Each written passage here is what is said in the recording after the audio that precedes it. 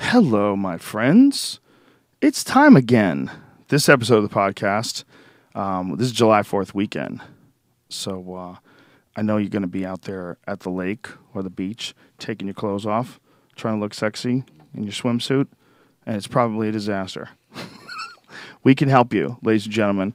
This episode is brought to you by Onnit.com. That's ONNIT. I've always been a big proponent of kettlebells because it's one of the first weightlifting things that I've ever done that allows me to kind of get like the whole workout in. Like a lot of times when I used to lift weights regular, I'd lift weights and then another day I would do cardio. I'd do one day weights, one day of cardio. But with a really good kettlebell workout, I get a brutal cardio workout and it allows me to get it all done in one shot. I'm a huge fan of them. It's fun to do, and it makes you feel like some Russian savage living in Siberia back in the 1930s or whatever the fuck they invented these things. What they are is it's like a cannonball with a big metal handle on it, and you swing them around, and in doing so in all these various exercises, you develop what they call functional strength, meaning strength for your entire body, not isolated individual movements, but your entire body. And do they have no chimp? Where's the chimp, Yeah, I was going to say, something's missing. The motherfuckers ran out of chimps. He ran away. No, we must have run out. Those fucking things sell like crazy. That's the Primal Bells. The Primal Bells are these new kettlebells that we had. This is the most important thing. They look cool as shit. We have chimpanzees, and then we also have zombies. We have apes, rather. We also have zombies. But the most important thing is that they don't just look good, but that they're 3D mapped. What we have them is we made sure that all of the kettlebells that you're getting, they're not imbalanced. Like you can make a cool face, but if the cool face wasn't balanced, it would kind of defeat the purpose of a kettlebell. The whole idea about a kettlebell is it's got to be balanced when you move it. So it looks badass, but you get I use the Gorilla, and you get a really good workout with it. It doesn't feel at all like a gimmick. Even when it slams into your arm with the gorilla face first, if you're an idiot, if you're not paying attention to how you're swinging the kettlebells. One thing that I can really not stress enough when it comes to this stuff, if you're thinking about doing any kind of physical activity, if you've never worked out before, you've got to do two things if you can. The one thing, the if you can part, is hire a personal trainer to show you how to do the movements correctly. Just, find out. There's someone who'll do it for you. It'll probably let you iPhone video it. And let someone, show you how to do like a clean and press, how to do a windmill, how to do these things correctly, and then videotape it, and then you can do it on your own. And you could literally never have to go to a gym again. With a chin-up bar and a couple of kettlebells, like you can get ferocious workouts in on a daily basis. But start slow. If you're a meathead like me, and you're a dummy, and if someone says take 3 vitamins, you're like, I'll take fucking 5 and see what's up. You could hurt yourself with these things. Start slow. We have 35-pounders. We have 18-pounders. The Howler Monkey is 18 pounds. And we go all the way up to 70 pounds with the Primal Bells. But if you're a real savage, one of those bona fide fitness freaks, like perhaps one of those CrossFit dudes who enter into those championships, that bitch-ass 70 pounds is probably not going to be enough for you. If that's the case, we sell them even heavier. The heaviest ones we sell, I don't know why they do them in kilograms. I guess that's out of respect to Mother Russia or some shit. They all say kilogram. At least they don't say poods anymore, or whatever that was. Yeah, we got rid of pood, but now it's still in kilogram. Okay, what the fuck is 40 kilograms? Let's find out. Let's tell people. Why would they even do I think it's 88 pounds. Let's see. Weird that they would do that. Yeah, it seems odd. Fucking Americans, man. What is 40 kilograms in pounds? Yes, it's 88 pounds. So that's the heaviest one we have. If you can throw around an 88-pound kettlebell, you are some kind of man. For everybody else, start slow, be healthy, and like I said, it's my favorite all-time method of just physical exercise. Just, without martial arts being the obvious number one, but just for regular exercise, kettlebells are the shit, and it feels good. It feels good when you do them. It's you're stretching out a lot of the movements, so it's got almost like a yoga sort of a vibe to it, like windmills. Windmills are some of my favorite things to do. Super good for your core and your back, but again, do them slow. And if you're interested in any of the Onnit supplements, use the code word Rogan, and you will save 10% off any and all supplements. All right, Crash from the Float Lab is here, ladies and gentlemen. So without any further ado, and no more fuckery afoot, let's get rolling. Joe Rogan Podcast, check it out. The Joe Rogan Experience. Train by day, Joe Rogan Podcast by night, all day. Hey, ladies and gentlemen, for many of you who've heard this podcast before, you're aware of a thing that I'm really into called the sensory deprivation tank. And the sensory deprivation tank was invented by a guy named John Lilly, who is a scientist and a real freak, like a guy who is just really out there, really fascinating guy. And he wrote a book that I picked it up on, I think, like Amazon.com, like the used books that they'll sell you, like individual sellers are selling. And it's The Deep Self. And in it, he talks about the benefits of the tank, it detailed construction on how to make your own tank. He's got like diagrams in it, and just really, really fascinating guy. And he was into all sorts of weird altered states of consciousness. And one of the things that he wanted to figure out was how to separate the body from the senses. And he came up with a bunch of different designs. There's a movie, Altered States, that's kind of very loosely based on, the idea of a guy like him going completely haywire and becoming like a monkey. That's how I got into sensory deprivation tanks. I saw Altered States, and they were historically fairly accurate in the design of the tanks. The initial one that you saw in Altered States showed what Lilly had first came up with, which was like a glass scuba helmet that sort of suspended him in regular water, and he would actually poop and pee into it.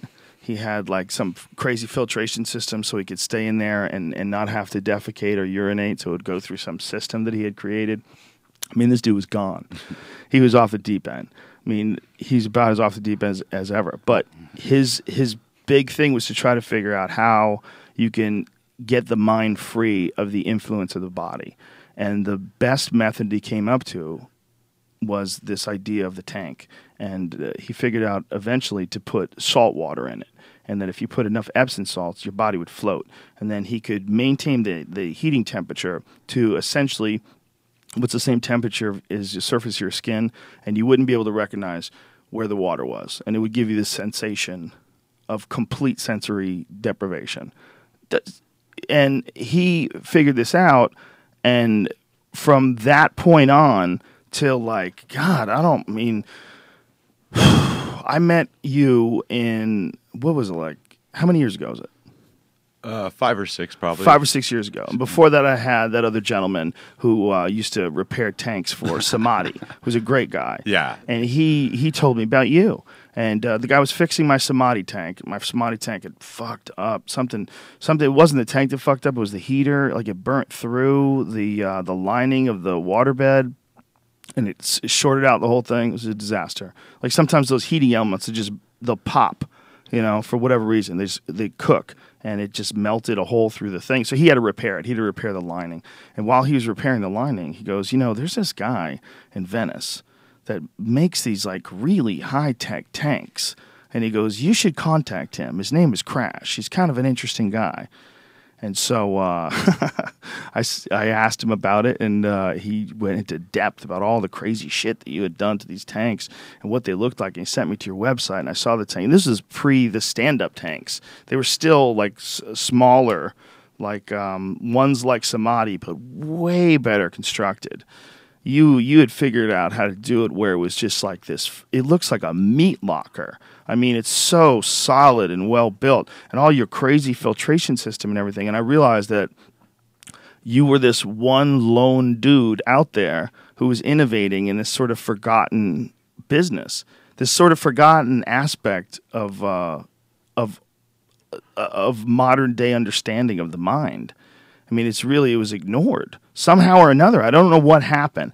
I don't know how all these scientists and geniuses missed out on the sensory deprivation tank promotion. They should have been talking about it everywhere. It is a mind-blowing evolution in meditation. It's a mind-blowing next step in meditation where you instantaneously go, if you get good enough at it and you do it long enough, you instantaneously can go to psychedelic states, intense, introspective, objective psychedelic states that are they change your life. They fundamentally change the way you think about life. And the fact that these people aren't promoting this, because it's not a drug. It's totally safe. It's totally easy to acquire. It's totally it ends anytime you want. You open the door to get out, and it's over. There's no repercussions. There's no weirdness to it. You instantaneously drift back into normal consciousness. No one's talking about it. No one was doing it. And I found you. And Brian created this video. Brian was the guy who made that video where we went down to the basement and videotaped the tank. And from that video on, we started hearing more and more people opening up these centers. They started going crazy. They started opening up all over the place. And you continue to innovate. And you haven't said a word yet, by the way. Have you noticed that? Well, no, I don't have to. I mean, I'm just nodding my head. I mean, you're doing such a good job at your appraisal of the situation that, I don't want to dilute it. No, I just feel like I'm yapping too much. Not at all. No, I'm really enjoying this because you are the guy that 6 years ago, whatever it was, that first understood that too.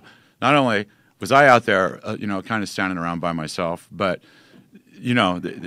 when I found you, then that really escalated the exposure in general, and that just isn't for me, or it has to do with the industry overall.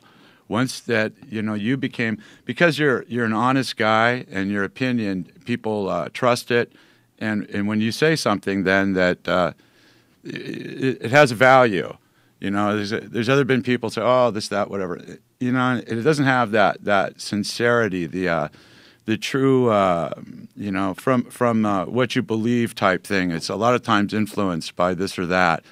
But once and you've been, like I say, even with the Vice thing was a big thing with this. Hamilton Morris, it was great. He's incredible. Great. And without you, that wouldn't have happened. It's just, these things help out everybody right now because the industry deserves a opportunity to expand and become available to people in general, because it is an important thing to a person that's in the process of considering what it is that they're doing with themselves, which I think is very important for people to take responsibility for their actions and what they do and what they say, because you're free to do that. You're allowed to be different. You're allowed to go ahead and say, you know what, I don't think this is quite the way that and this is becoming actually more popular now. Is like freaky people that are able to go out and say, oh, well, hey, maybe that, and they're going, oh yeah, they're doing all kinds of weird stuff. I don't even know what a Pilates is, but it's catching on. Right. I don't know if it's just our neighborhood or what it is in LA, but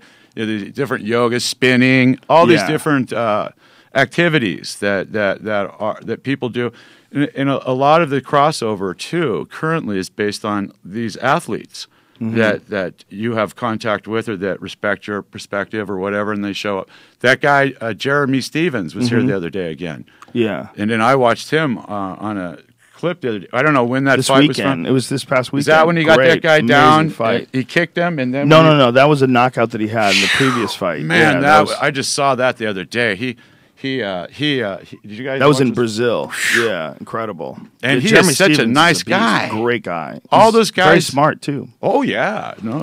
A lot of those guys are surprisingly nice and surprisingly smart. I think a lot of people have this idea about people that are involved in combat sports that they're mean or they're assholes. Quite the contrary. I find to be some of the most level, well-adjusted people we come in contact with. They're not trying to prove anything, because they're already secure with who they are. Yeah, they're more level. That's the best way of putting it. Like, because you're forced to get your ego checked on a super regular basis, and when that happens, you just have a better view of things.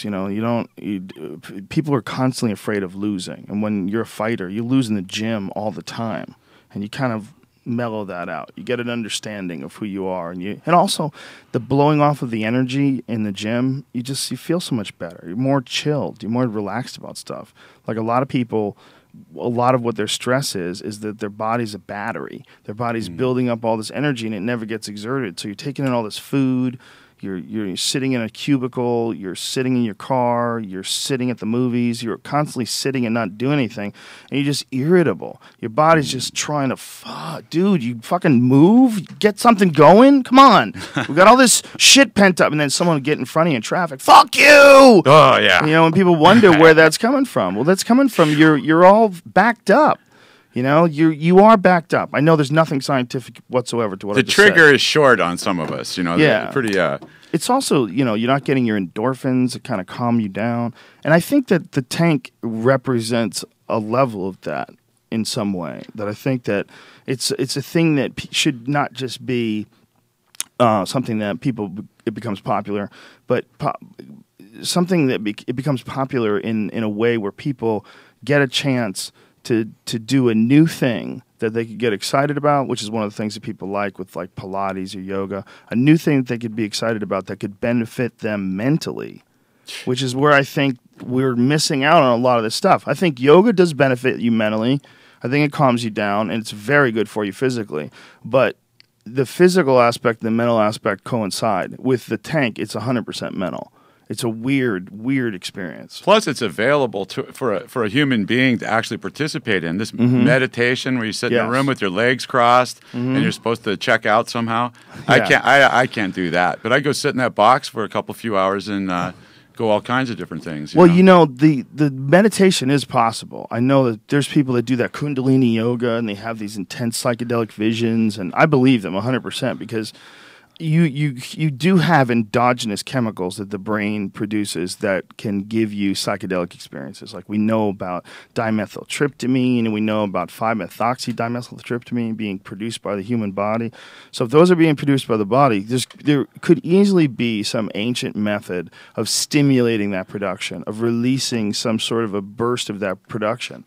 And so these super Kundalini masters, which seems like it would be something you'd want to do, but for whatever reason, I'm not compelled. I'm not compelled enough to learn it. But they can experience natural DMT trips at the highest levels of their art form, which I believe. I think you just got to get really good at sitting there. You just got to get really good at yoga positions. You got to get really good at meditating. You got to get really good at just getting good enough at yoga physically that you could just sort of fall into these forms. And then when you're falling into these forms and supporting yourself in some way by making your body work like that, you like heighten your expression to whatever it is that yoga is trying to tap into. And it's very psychedelic, but it's still not the tank. And it's difficult. For me, because I'm too wound up. I can't sit somewhere and just sit there. But if you tried, maybe you could force yourself. Yeah, it would have to force me. And so it's like. But do you think that would be good for you to force yourself to do something like that? I don't have the. It's just not in my the way that I operate. You know what I mean? I have operating. Right. When I'm awake, I'm looking at even when I'm out snowboarding or riding my whatever. I don't wear the earphones or whatever. If I'm I need to listen to what's happening, man. All the time. So it's like distractive in general. But in there, cuts everything off, and I go straight into my head.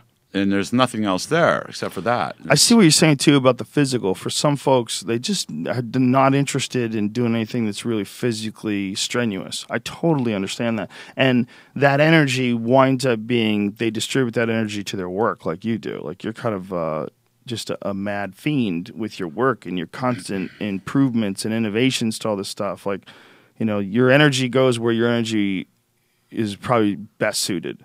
It's not the same for everybody. That's what I'm trying to say. Some people have extra time, or they're in the process or pursuit, and that's a viable method of expression. Plus, it's a good way to meet chicks with nice legs. That's what I think. Probably the most advantageous. Otherwise, why are they going? What is it, Bikram yoga, where it's all sweaty? They're in there, it's like 400 degrees, and you're going, "Oh wow, this is a lot of fun." You're basically having sex with a room full of people. Yes, it's like it's the strangest thing ever. Now, you see, with all these things in mind, the chamber doesn't sound so bad. You know what I'm saying? I would say, just go in this thing and lay down there, and all of a sudden you have the ability to tap into yourself. I like both, man. I really do like doing yoga.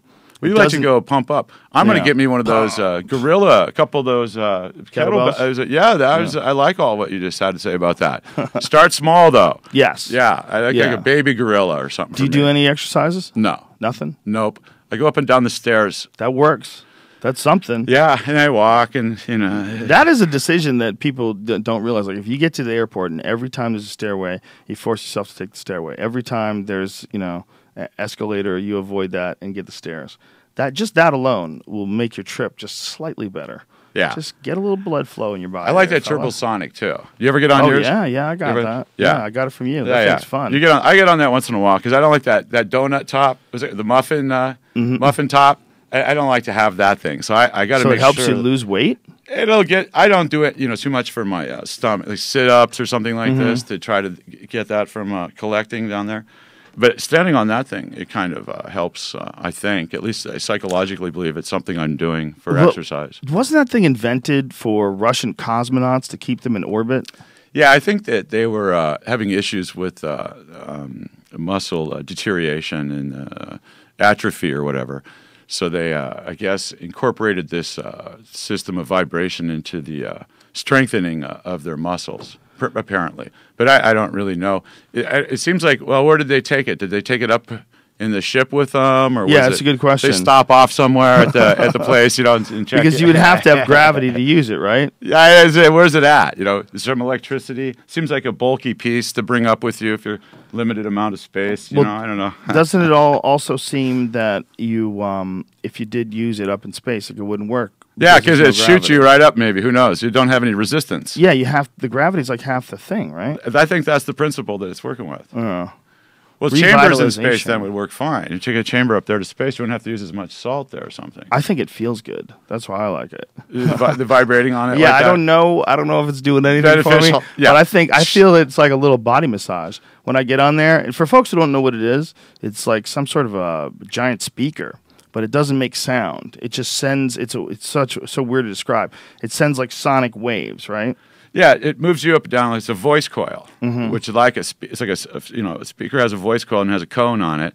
Then the voice coil moves the cone up and down. That creates a sound wave. This does have a cone, has a platform, so it moves you up and down at a variety of frequencies. So it kind of runs you through a pattern, and Yeah. then you could dial it up and say, "Oh, I want this is supposed to do this or that."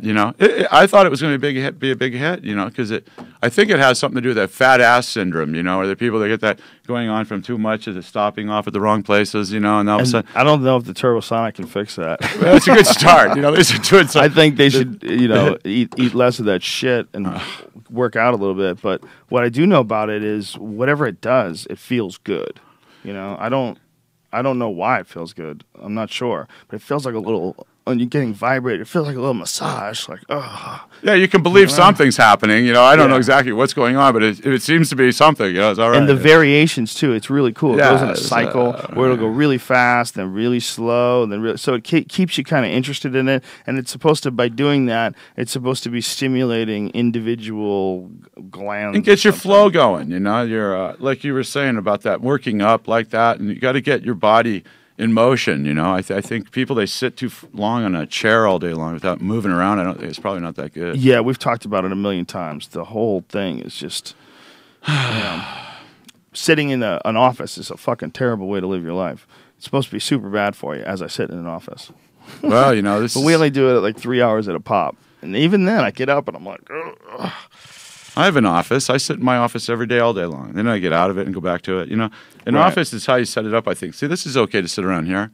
This is a fine office. Certain It's fine. offices, they got that horrible light, and then there's the rules, and you got a suit on. Now Yeah. you're sitting in the office. The whole thing represents a bummer. Do you think you have to do that to people to get them to work? Do you have to make them wear a suit to get them to work? I mean, if you let people wear T-shirts and jeans and shit, would they take insurance as seriously as they do if they're wearing that goofy monkey suit? Would they stick to the company line when they're on the phone, giving those pep speaks? You pep wonder what's the speeches? image they're trying to project. What is it you're trying to, I'm a no-nonsense guy, Mr. Crash. Yeah, I guess it's Why, easy. look at my tie, and I never swear. Why, when I'm at the office, I'm completely appropriate. And I'm leaving these guys every time because I just don't think that that's who I want to be doing anything with, is these characters that are not working on their own, they're for these guys or those guys. Who are you? What do you want? What's your story? Well, these guys or those guys. You know what I mean? You're working for somebody, and that's why you're showing up in a tie and a suit. Or you have a bunch of people working for you, and you want to look the role. of Yeah, the you got to look CEO impressive. Of the company. Oh yeah, I'm I'm here to sell insurance, Mr. Crash. I'm a no-nonsense guy. Look at my cuff; they're perfectly Yeah, cut and those rated. guys that do those commercials on the TV, rich person or whatever it is. Oh, look at my boat. Oh, I have these houses everywhere, and I got a yacht. Look at all my real Look estate. at all this stuff Mr. I got, Crash. man. Yeah.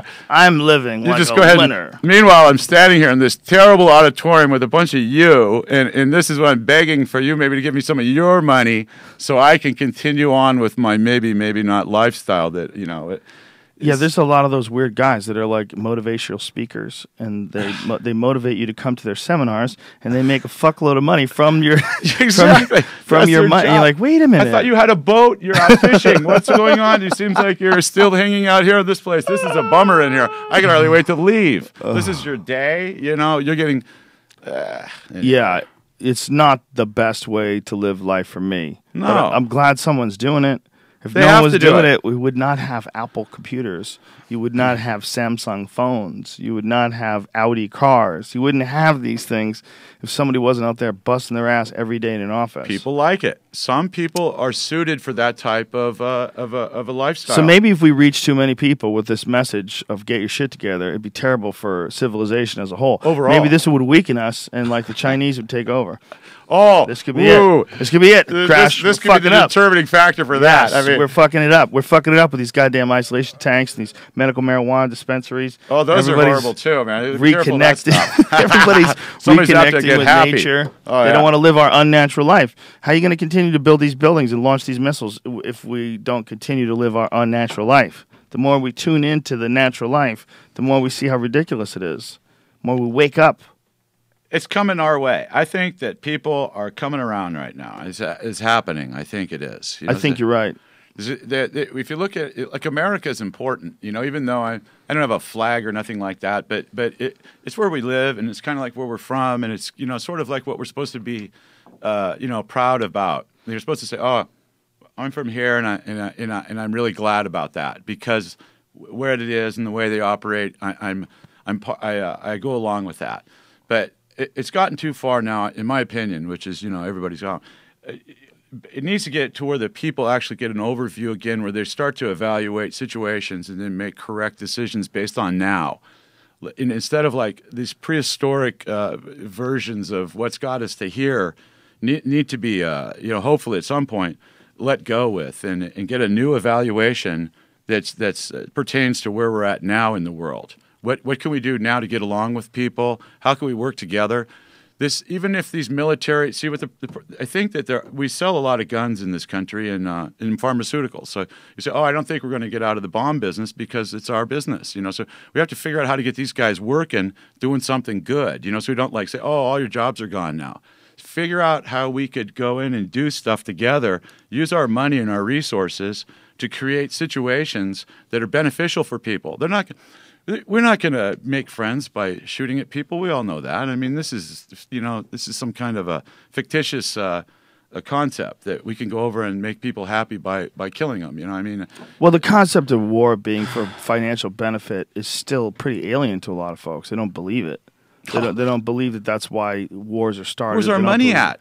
Yeah. Well, all you'd have to consider is how much benefit there could have been done to America. I mean, if you're really a pro-America person and you really are a patriot, think about what a benefit it would have been to America to take a lot of that money that went to this crazy war that no one believes in anymore and try to clean up inner cities, try to fix Chicago, try to fix the border towns, try to help Mexico. How we fun have a would that be? dangerous We have a dangerous situation like 100 miles from us. I mean, what the fuck is that? You go to how far is it to San Diego?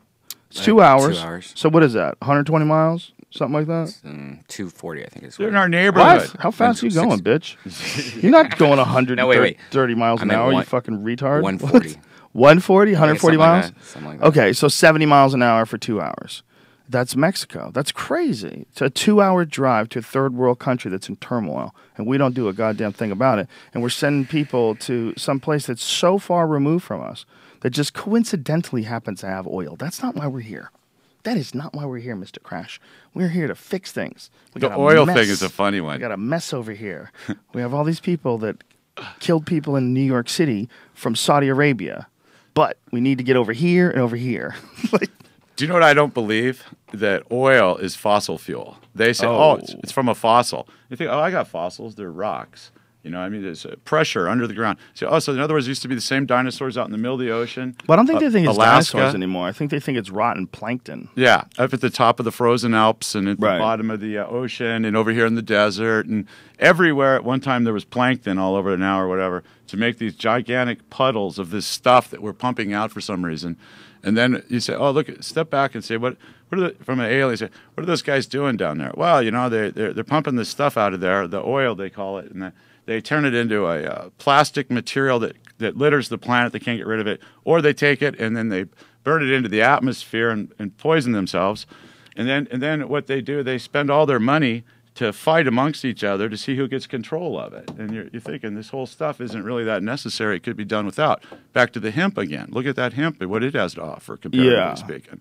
Well, it's just too difficult to control. You know, there was a book on the process of oil being developed that they were trying to speculate somehow or another that it was developed through a natural process in the earth.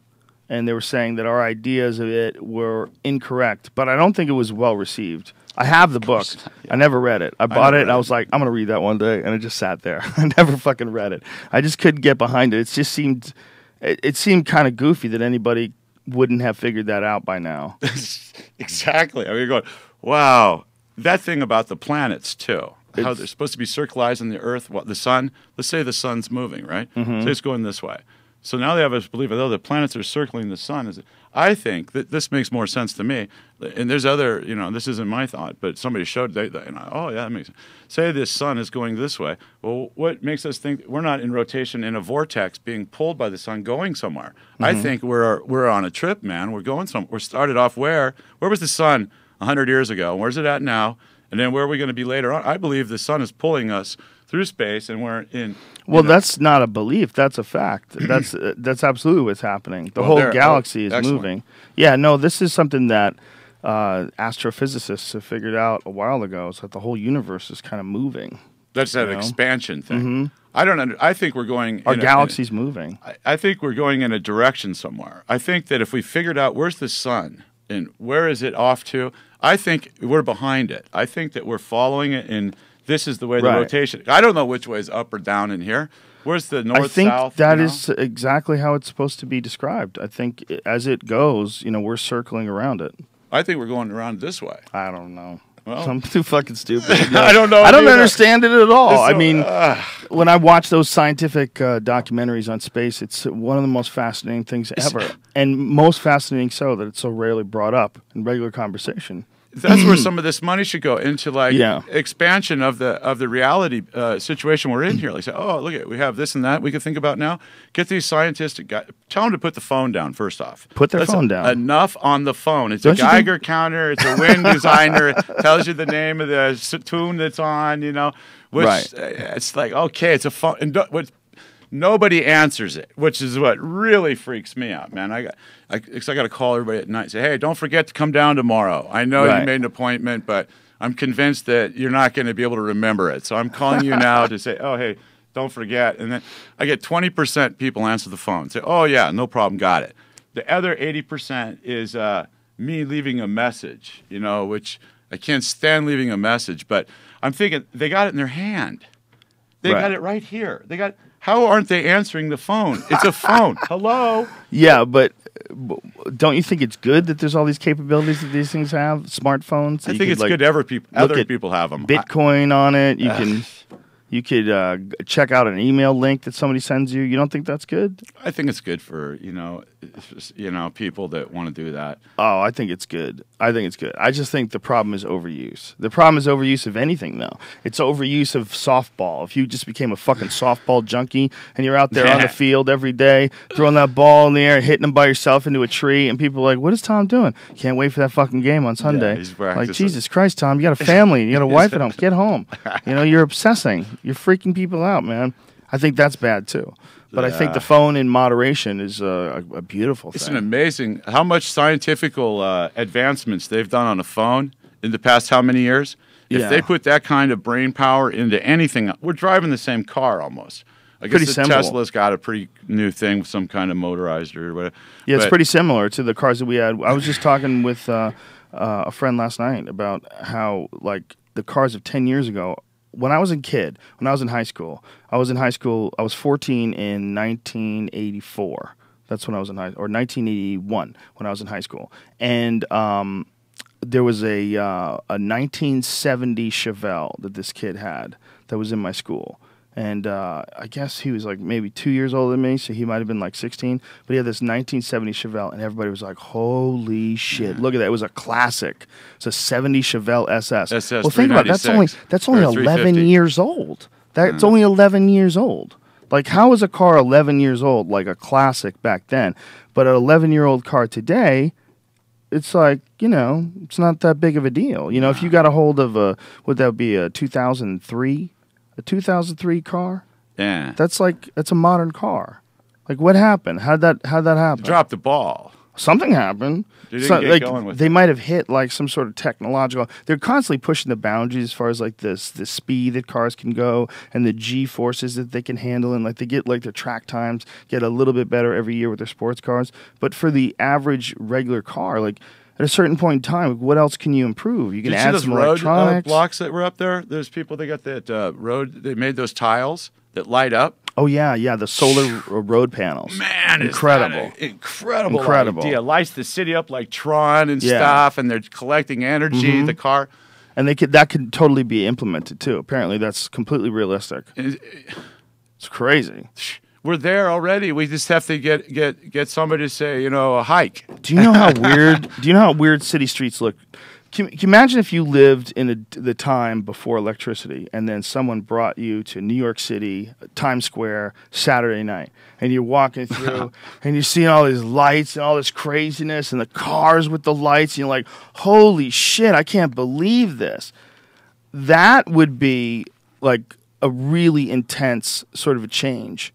But I wonder if it would be as intense as all the roads being lit. All the roads being lit. To us right now, that might be like, we might not be able to, we might have to address the fact that we live in the future. Like, if all of our fucking we might all collectively just go, what the fuck are we doing? Look what we're doing. We have solar-powered roads. That's progress. Yeah. Oh, yeah. You see, then they're not breaking down, or they have alternative purposes. They're not only to drive on, but they have other information. They change. It would be so strange, though, the way it would alter our world. Like, our vision of the world would look totally different. If Hong Kong was lit up with those kind of shit, I wonder what the effect would be. I feel like it would make people more festive. I more feel like aware. I mean, you're driving out on this road already with these cars. You're just trying to tune yourself out because of it's such a tedious process to get from point A to point B in a car. Yeah. It's gray, and there's other people jammed up in there, and the speed's not what you like or whatever, you know. So it's kind of the transportation, I think they got some room to improve on that for us, you know, if they put the phone down. Yeah, if they put the phone down. Yeah, I think the phone is helping them communicate, though. Maybe they can use the phone to make the cars. Yeah, this is the roadways. These are solar roadways. There's that guy, Zach. He was over the other day. So we looked him up to see. He's on the Silicon Valley show or something. So we want to see. He's a funny guy, but anyway. I wanted to see what's the show, Silicon Valley. I never seen the show. It's a funny show. It's on HBO. I only watched one episode, but it was really funny. We brought it up, and there he was, and the car came to pick him up. And he looks in there, and there's like, I say, you got in the car, there's nobody in there, and he says, oh yeah, I'm going to wherever it was, and then the car took off. It's all by itself driving it, you know. Yeah, well, they're going to have that. I mean, they essentially have that now, the Google cars, where they're experimenting with it, and they haven't had any accidents. None of the accidents that they've been involved with have been the Google cars' fault. I think a few people have bumped into them. Jump out in front of them, or no, none of that. They haven't hit anything.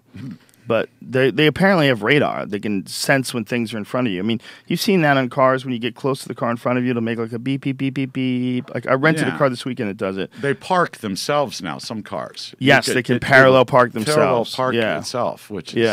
redonkulous. Well, like, they just decided, you motherfuckers are too stupid to do this. We have to help you. Excellent. This is where I want the money for my car that I'm going to buy to be invested in the ability of it to then park itself. You know what? There's a thing that's going on right now where people are trying to go retro with a lot of shit. Because, like, there's a lot of people that like old cars now. There's a lot of people that like refurbished things.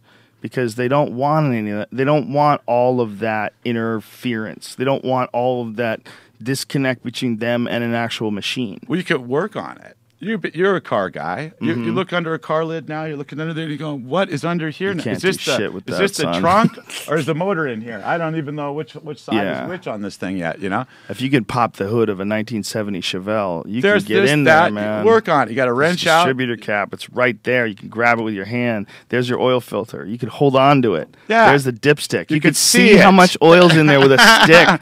What is now that? you got computers. You have to It's run it. Oh, and you got shut to it go down off, and get your guy. You have to have a guy. Yeah. You have to have a guy. And the thing, a computer can go wacky on you too. That also can happen. That happens occasionally.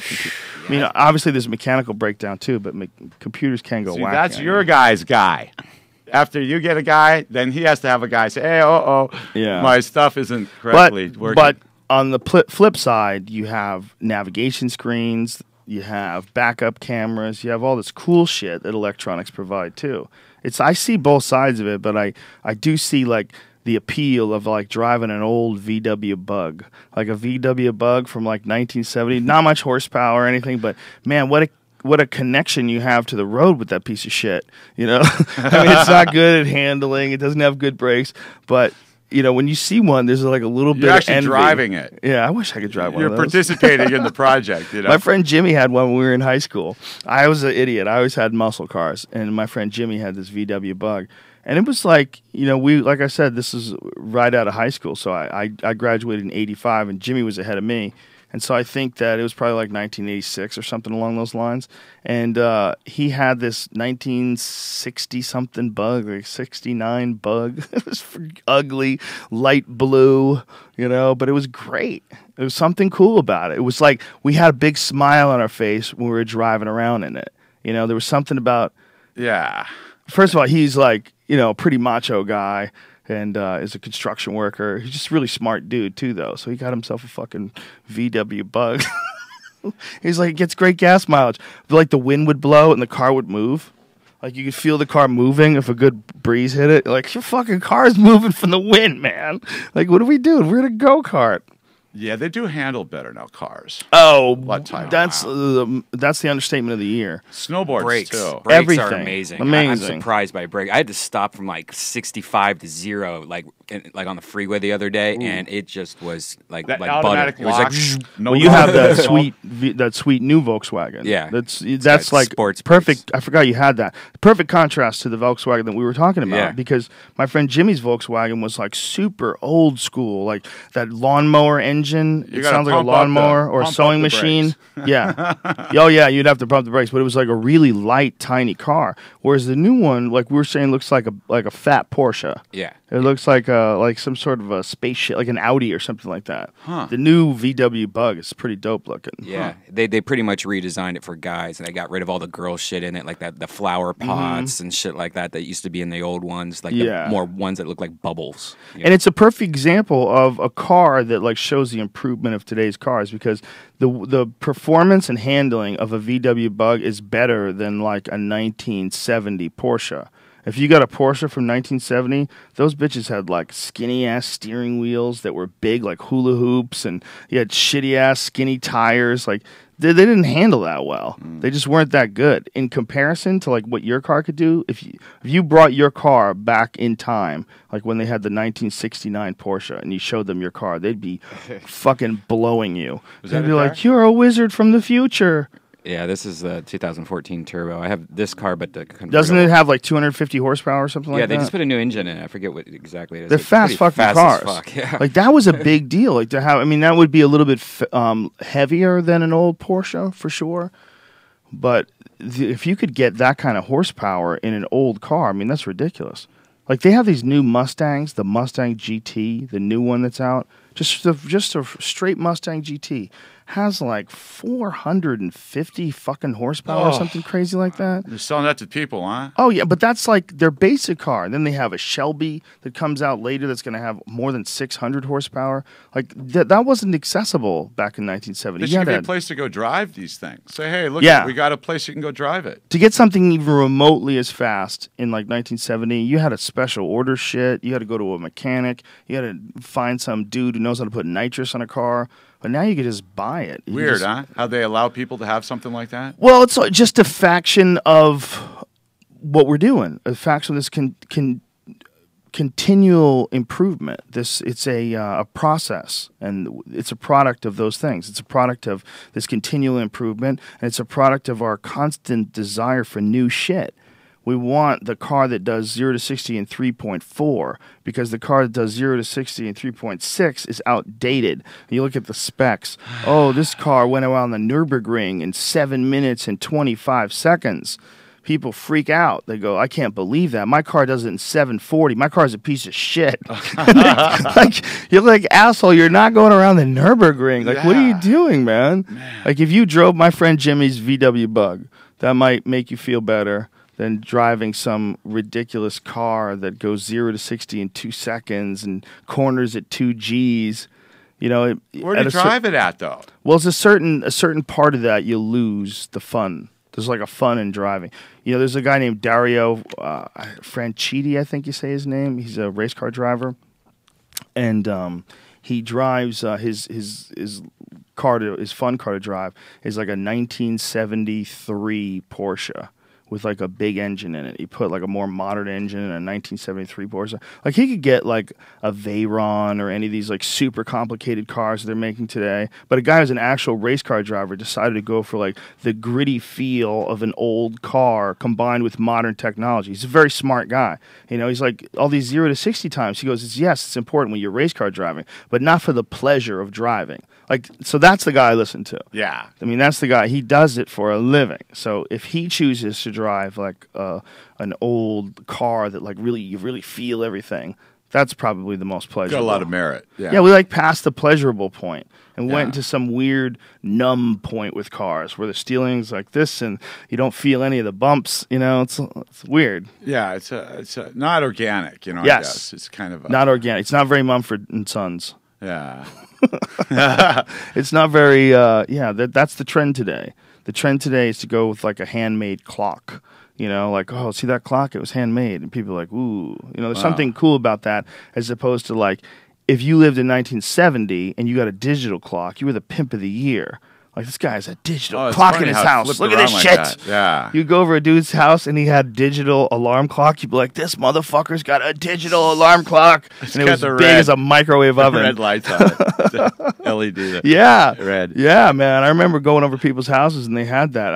I couldn't believe I was looking at it. I was looking at the lights. Then it came in a watch. Yeah. First they got the clock in your house son. and they put it on your hand. And you go, watch look at that. Pimp 6:43. horrific. That's what people say. Hey, what time is it? Oh, it's 7:60. You know. And remember, the batteries were such dog shit that you had to press it to find the time, and then you'd let it go, and the fucking time would go by. That's right. You had to press it. It didn't just stay on because it was the batteries were dog shit back then. You know, if it was going to stay on, it would have to be like a foot thick. Yeah, the battery for that back then. Yeah. I mean, the batteries were just dog shit back then. Never thought about that. But yeah, dude. I mean, those were. Remember the calculator watch? Mm-hmm. Yeah. For some reason, that one never took off. It took off, and it got to a certain point, and people were like, wait, what the? How often am I counting shit?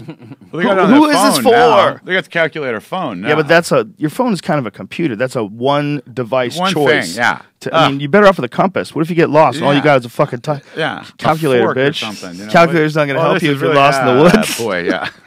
You have something that makes fire, you know? Why do you got a fucking calculator on that? Let's put not that as our first development here. And it's also, the calculator watch was invented when calculators were only like that big.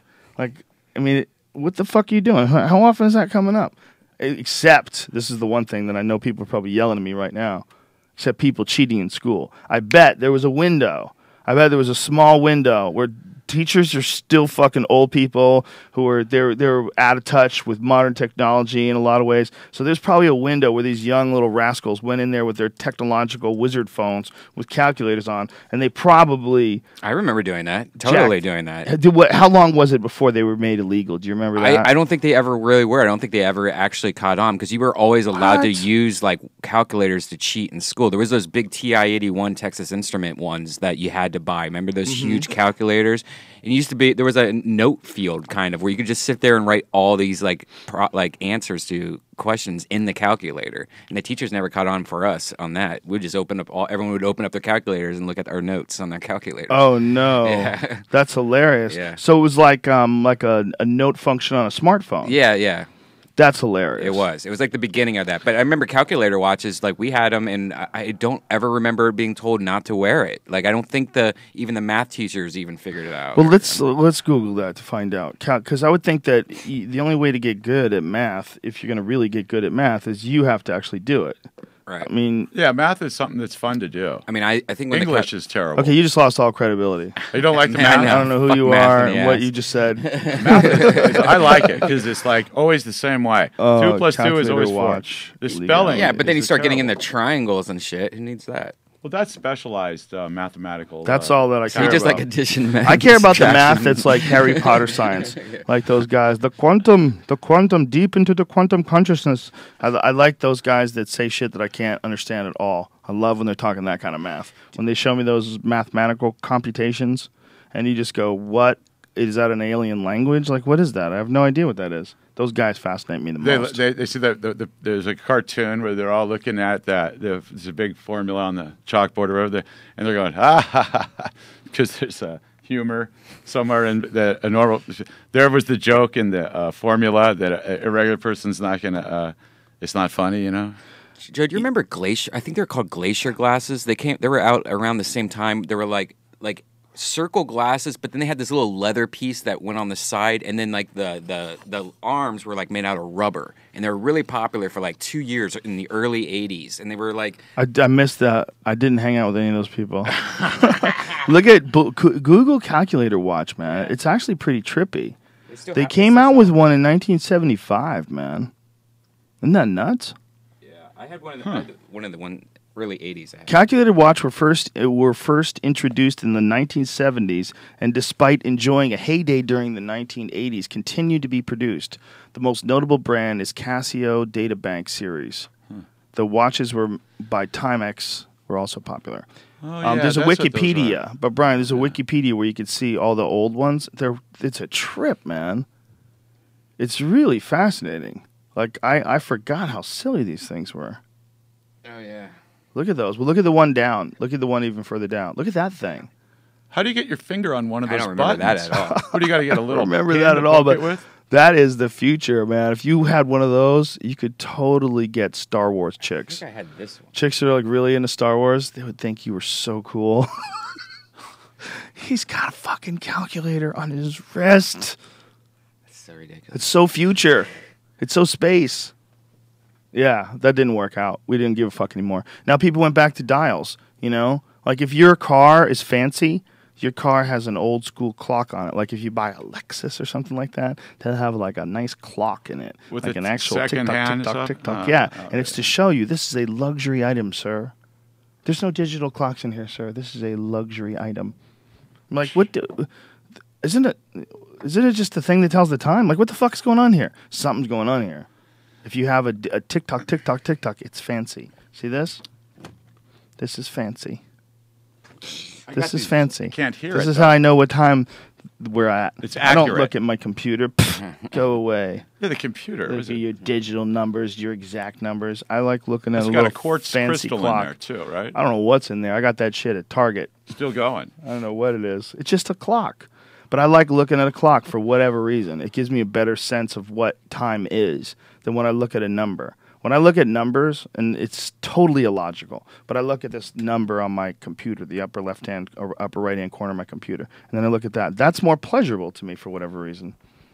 Well, that's an interesting evaluation. You know, I think I have a more natural sense of it's what kind of an time is. analog thing. Yeah. You know the way analog is better than tape too. Mm-hmm. You're listening to recordings and so forth like that. A lot of times, it used to record in analog, and then when the digital came out, then what they would do is they'll go analog, digital, and then back to analog. To try to mix this stuff up to where it sounds. And I fully understand that for some folks it's the opposite. Some folks, they don't like that. That's not pleasing to them, but they love the numbers. I mean, it's all different. It's just me personally. That's how I always feel when I would way rather look at I think clocks are kind of cool. Whenever I look at a watch, part of me goes, "Oh, that's a cool looking watch." The other part of me instantaneously goes, "It is so goddamn fascinating. There's a bunch of moving parts in there Amazing. that spin and like." I'm not a Work fan of together. expensive watches. I'm not. I mean, I think some of them look really cool, but it's not something that I'm like really into because they seem to me like peacock feathers a little bit. But what I am a fan of is the engineering behind those watches. I'm a fan of like my watch is not a it's just not an expensive watch at all. But it kind of at nighttime it kind of glows. Like I could see the hand very clearly at nighttime. That's a good Like, feature. yeah, it's a fantastic feature. It doesn't require a battery to do that either, or it doesn't run on any extra. It's not like a thing you have to do, press a button or anything. You can Right. always see it. But I'm fascinated by that. I'm fascinated by the engineering involved in it. But I think for a lot of guys, they wear, and I'm not criticizing, they look cool as fuck, but it seems very kind of peacocky. When dudes have like diamonds all over their watch and, diamonds in their thing. And My buddy collects watches. He showed me a watch. They're cool. $36,000 for it's a watch. I was looking at it going, oh man, I don't know. I met a guy that had one in Toronto. I think it was like more than 100,000. Yeah. I'm trying to remember he owned like a company that imports them. A very, very nice guy. Well, see, he loves watches. Oh, yeah, That's yeah. There's people that are into collecting watches, and they're very matter of fact about their watches. They say, "Oh, this is a Hamilton from," and it's like cars. Yeah. And watches are another quality. Like a good watch, like you said, is Swiss engineer. It's a piece of stuff that lasts. It's not a piece of junk that's disposable. You get a piece of quality. It's a watch, and it's got a lot of work put into it, and it's something you'll have forever. And I like that and stuff. Electronics probably have the quickest turnaround as far as like when they kind of go on you. Like I've never had a computer last more than 5 years, but I've had watches that last like 20 years. I have a watch that's 20 years old. It's 20 years old. People got their It's grandfather's not expensive either. watch. It's just a regular watch, and it's like When my $100. battery dies, I just buy a new watch. Yeah, I mean you can totally do that. You can put another battery in that So watch. you buy a new watch, you said? Yeah, every time the See, battery dies, I'm it's just like like, I'll about just the get a other new watch. Bic is the one that did Yeah. that to us. They started the lighter, you throw it out. Then they got the shaver, you throw it out. Then what was the other thing? Pen, you throw it out. Remember that? It was all Yeah. Bic. Bic started with the throwaway stuff, and then now it's like the phone goes down, you throw it out. The TV goes out, you throw it out. Yep. Anything goes out, you throw it out. I mean, Yeah, we should really reevaluate that whole throwing out plastic shit. When you see all the plastic that's in the ocean and all these photographs of these birds that have been feeding plastics to that's their just- babies and their babies die and you see that their bellies are filled with plastics. You know what's fucking shit up lately is those facial cleaners that have the little beads in them. They're Yeah. just these tiny little plastic beads. I guess they're fucking up the water and everything. Yeah, they're not biodegradable, Yeah. those things. They're scrubs. And you know what? They don't need to use those scrubs. You can use seeds. Yeah. There's seeds that you can get like apricot facial scrub. Like it's an apricot seed. And it's just as good and it's biodegradable. Yeah.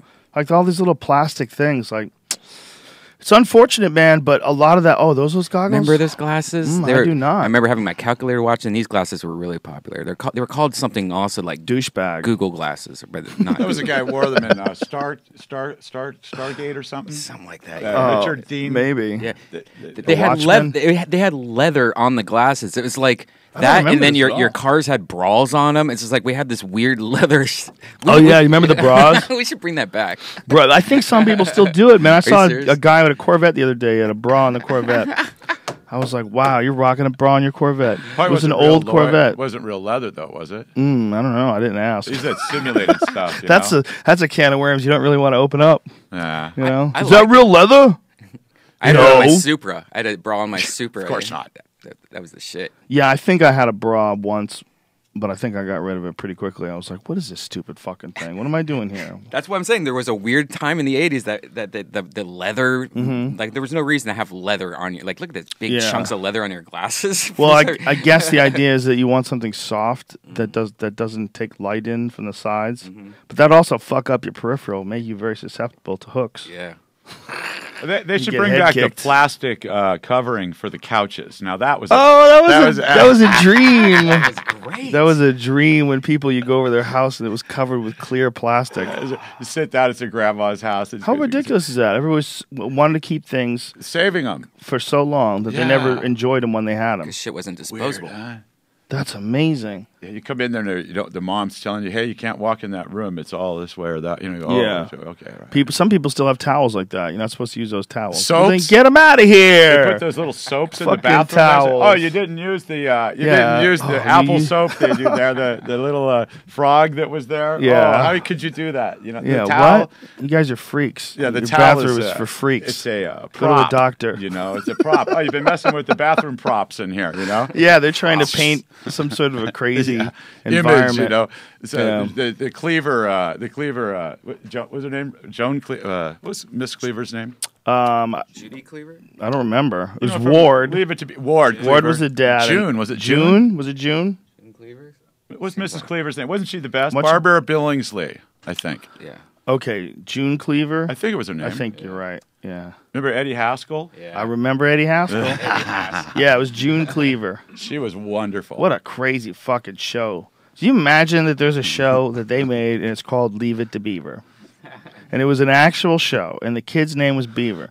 And at what point in time did they realize that that means pussy? Was it like it started in the 1950s, right?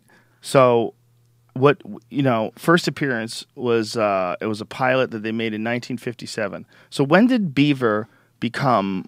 When did it become a vagina? Was that the 70s? You think? I don't know. Maybe that because everyone thought Beaver was just a pussy, and so they just put it together. Because he played it like a pussy character. You know, Beaver was Well, he wasn't. always getting beat up. It wasn't a savage. Yeah. I thought it was because of his teeth or something. I thought he had like a beaver facial look or something. Maybe. I don't know. Really? Yeah. This thing they He had do a now, I beaver really can't like they stand it. named it after the His kid. teeth or something, a beaver? I don't know. I don't think so. How's the beaver? How did they call No. him the beef? Where did that come from? I think that was just his nickname. Yeah, but I mean, how did he get it? What did they think? Oh, you smell bad or what? I don't know. Well, they lived in a time before the internet. It looks like it was a slang term from the 1910 England. Have you ever tried to watch that? You ever tried to watch Leave It to Beaver? I grew up on it. Look, we can get back to Isolation Tank Talk in a couple minutes. We have plenty of time here, ladies and gentlemen. But seeing as how we're in the flow of this, I would like to watch a little quick Leave It to Beaver episode just to see how ridiculous the world was in 1957. Look up one real quick. Even the opening when they have their house and it's all Yeah. nice. We're What probably about gonna Dennis get- the Menace? Remember Mr. Oh, Wilson? yeah. He was over there and he was like, "Oh, Dennis, you menace," or whatever he said. Gee, Mr. Wilson. Yeah, The but way she- they used to talk to each other was so alien. People hadn't figured out television yet. They hadn't figured out how other people were going to perceive them. There was like a slow change where people recognized bullshit and they were allowed to do less and less of it. And if you go back and you watch Father Knows Best, here it is. Yes, Mom. Oh, Beaver, I see you're home. Yes, Dad. This is me that's home. How was the movie? Well, I didn't go to the movie. You didn't go to the movie? The music. No, sir. I went Oh, yesterday yeah. when I wasn't supposed to. Oh, is that so? Yes, sir. And I won a racing bicycle with a guaranteed leather seat. And I hid it at Larry's. And I was going to make believe like I won it today. But I couldn't, so that's why I'm telling you what happened. Well, when did you decide to tell us about it? When I was walking the bike home from Larry's. Yeah, Dad. It's too big for him to ride. Really? Hilarious. Well, Beaver, I'm glad you decided to tell us the truth. Of course, you realize you can't keep a bicycle you won while you were being disobedient. We'll have to find something to do with the bike. What a Clay dick. and I were Dad's a not sure dick. what to do with it. God, that's The harsh. kid came clean. Let him Yeah. keep the bike, Let him Dad. have the bike. What kind of fucking lessons you teaching This is him? bullshit. He didn't do anything illegal. Yeah. pussy. No, he came forward and told him what the story was. That's the kind of stuff that the kids now say, "Oh, I'm afraid to go tell Pop because he's going to take my bike away." See, that's some 1957 type of psychology. In 2014, I think they would say the best way to make this go away or to make it never happen again is to reward him with the bike.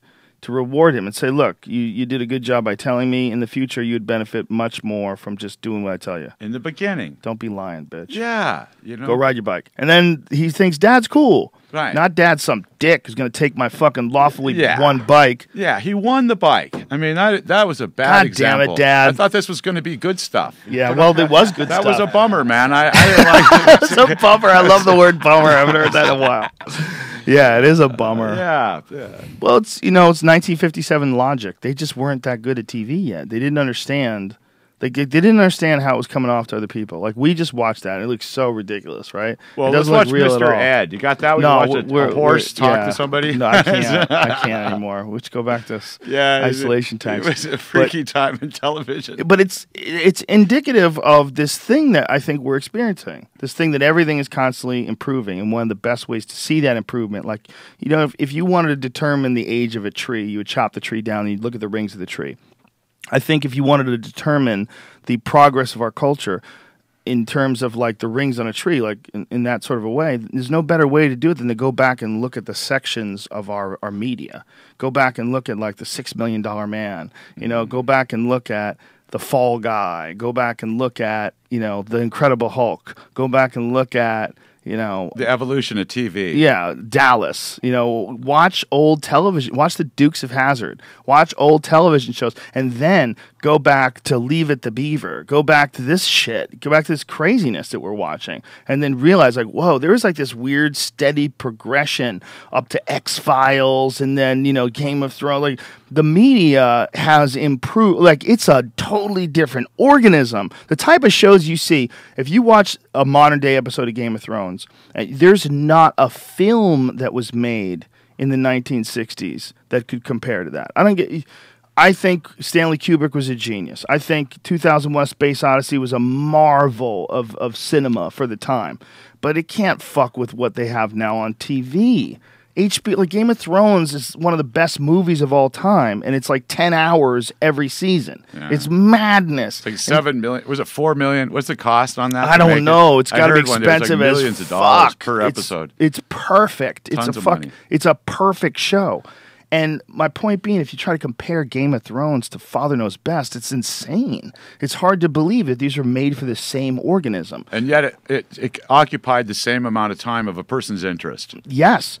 This is how hard it's gotten to hold somebody's interest now. I don't think it's that. I think it's a continual improvement in the understanding of human beings. And I think it takes something really intense to rattle us now. It takes like a true detective. It takes like, you can't just have a normal relationship like Bridges of Madison County. Get the fuck out of here, Clint. What are you doing? Like, what are you doing? You hanging out with this chick? You guys are drama queens. You know, you don't have much time left. Why are you crying? Get out of there. Go have a drink. Get out of here. Stop. This is nothing. Meanwhile, you watch Game of Thrones. There's fucking dragons. Okay? There's these White Walkers. People are sword fighting in the middle of the night. I love those White Walkers. Oh, it's mad. I like the dragons. How about the giants? Yeah, giants were great. It's a madness show. I love that crazy stuff. shit is happening. And crazy stuff. What the humans do to each other is so shocking. Ugh. And if you tried to watch Magnum PI after that, you'd be like, come on, man. The world has changed. We've gotten a much deeper understanding of what really freaks people out. And we require that to get freaked out.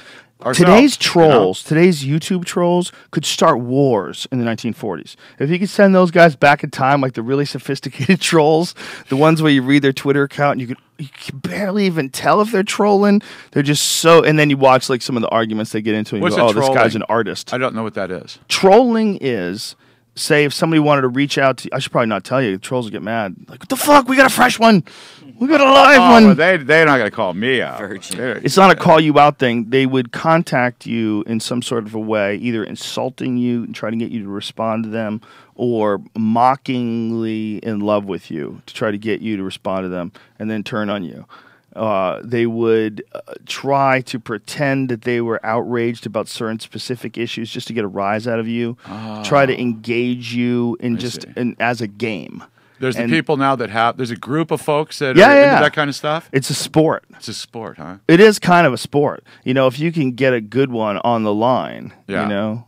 Oh, my dad I've been would gotten do that on to the me, line poke before. at me, It's hilarious. Did they get you? Yeah, I've been gotten in arguments with people before, and you realize like, what am I? I don't even know you. Like, what am I doing? joke. And it takes a lot of time to realize that because the internet is a new thing, and the interacting with people on the internet is what's been around 10 years. They probably study your buttons too. They say, say something like that. You see what he does when you say that. The longest people were interacting on the internet like this, like in this sort of like instantaneous, like Twitter type comments or YouTube type comments. It hasn't been more than a decade. This is a new thing. It's a new thing for people. So people who like to get a rise out of people, if you can't do it at work, especially if you're stuck at a job that sucks and you have no outlet, means of expression of the evil inside you. You go on those. I wonder, why does the people watch these videos and then say that? Like with Hamilton, they watch the video there and then they're comment, because I don't read Hamilton comments. Morris? Yeah. Hamilton Morris, we owe him an apology. I mean, when that podcast was made, we both got way too high. Brian and I got him. We took him to the center of the earth. I just watched that this morning. We took him to Mordor.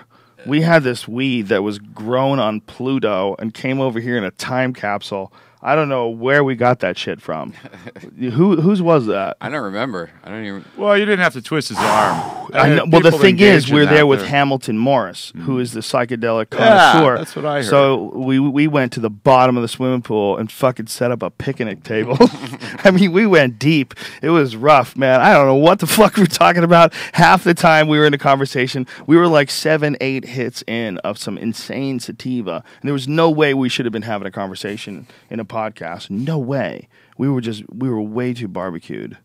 It turned out okay. It was not bad. No, it the wasn't interaction bad. with him and the know, tank was better. The whole thing, But the comments were evil. Well, even on some of these other ones you're reading, they say, oh, this or that, or this guy. They're trying to make an assumption, an evaluation about somebody they don't know anything about.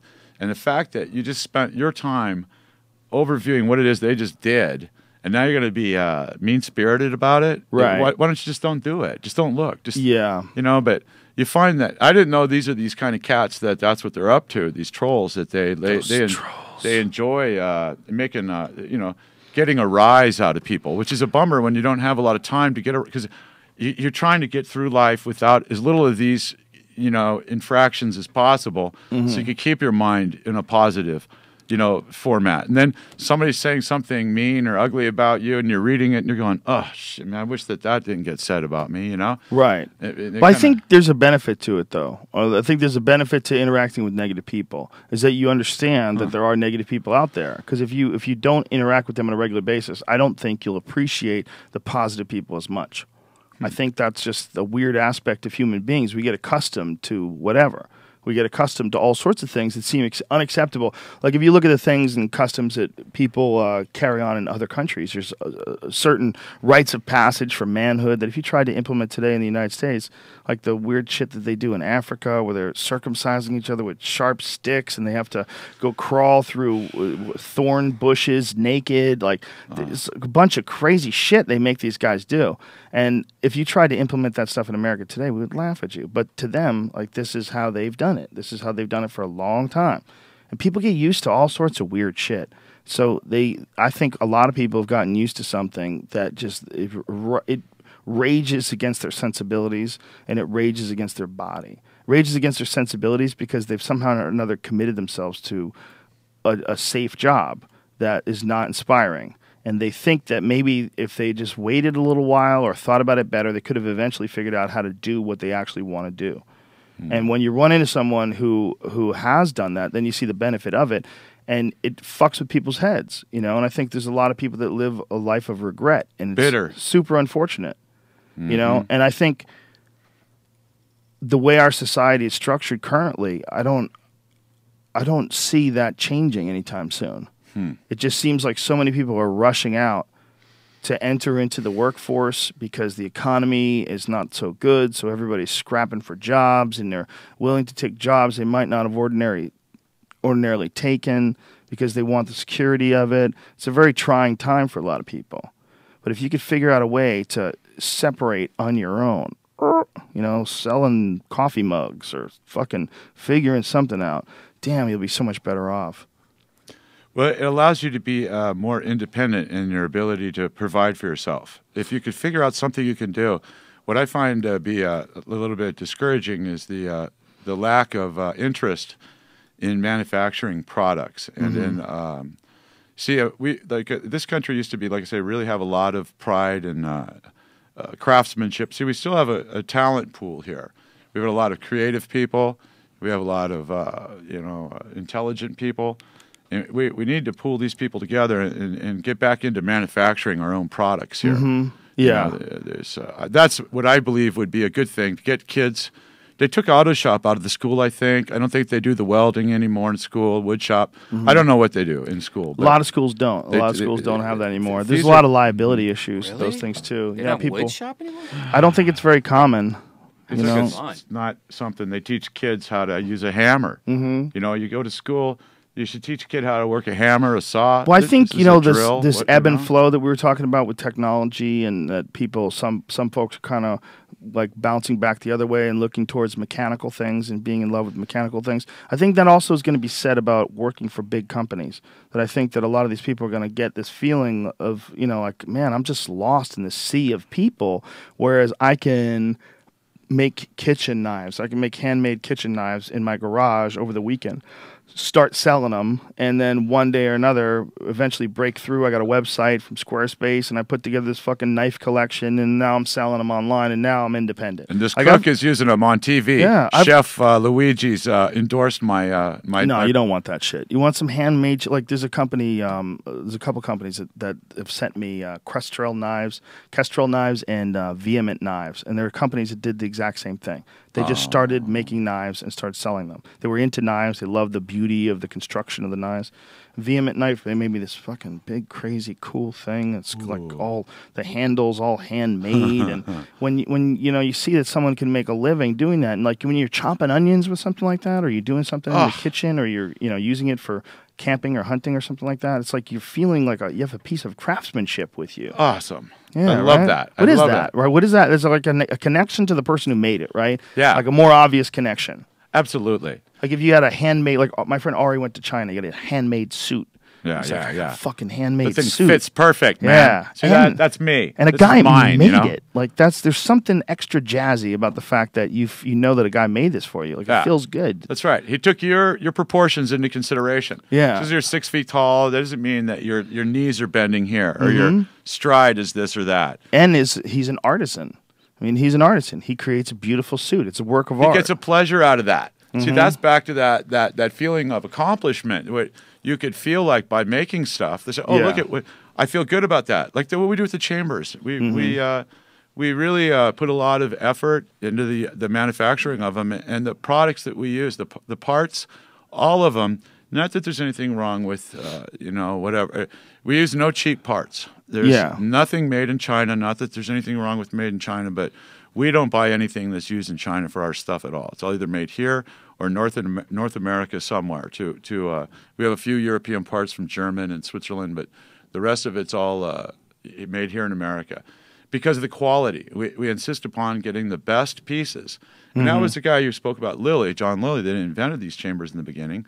His doctrine was the doctrine or whatever it is his perspective was that it was always better to buy or to implement or use the better quality piece of equipment than to create what it is that it is. And that is, so I agree with that so much that the better it is, the better it is.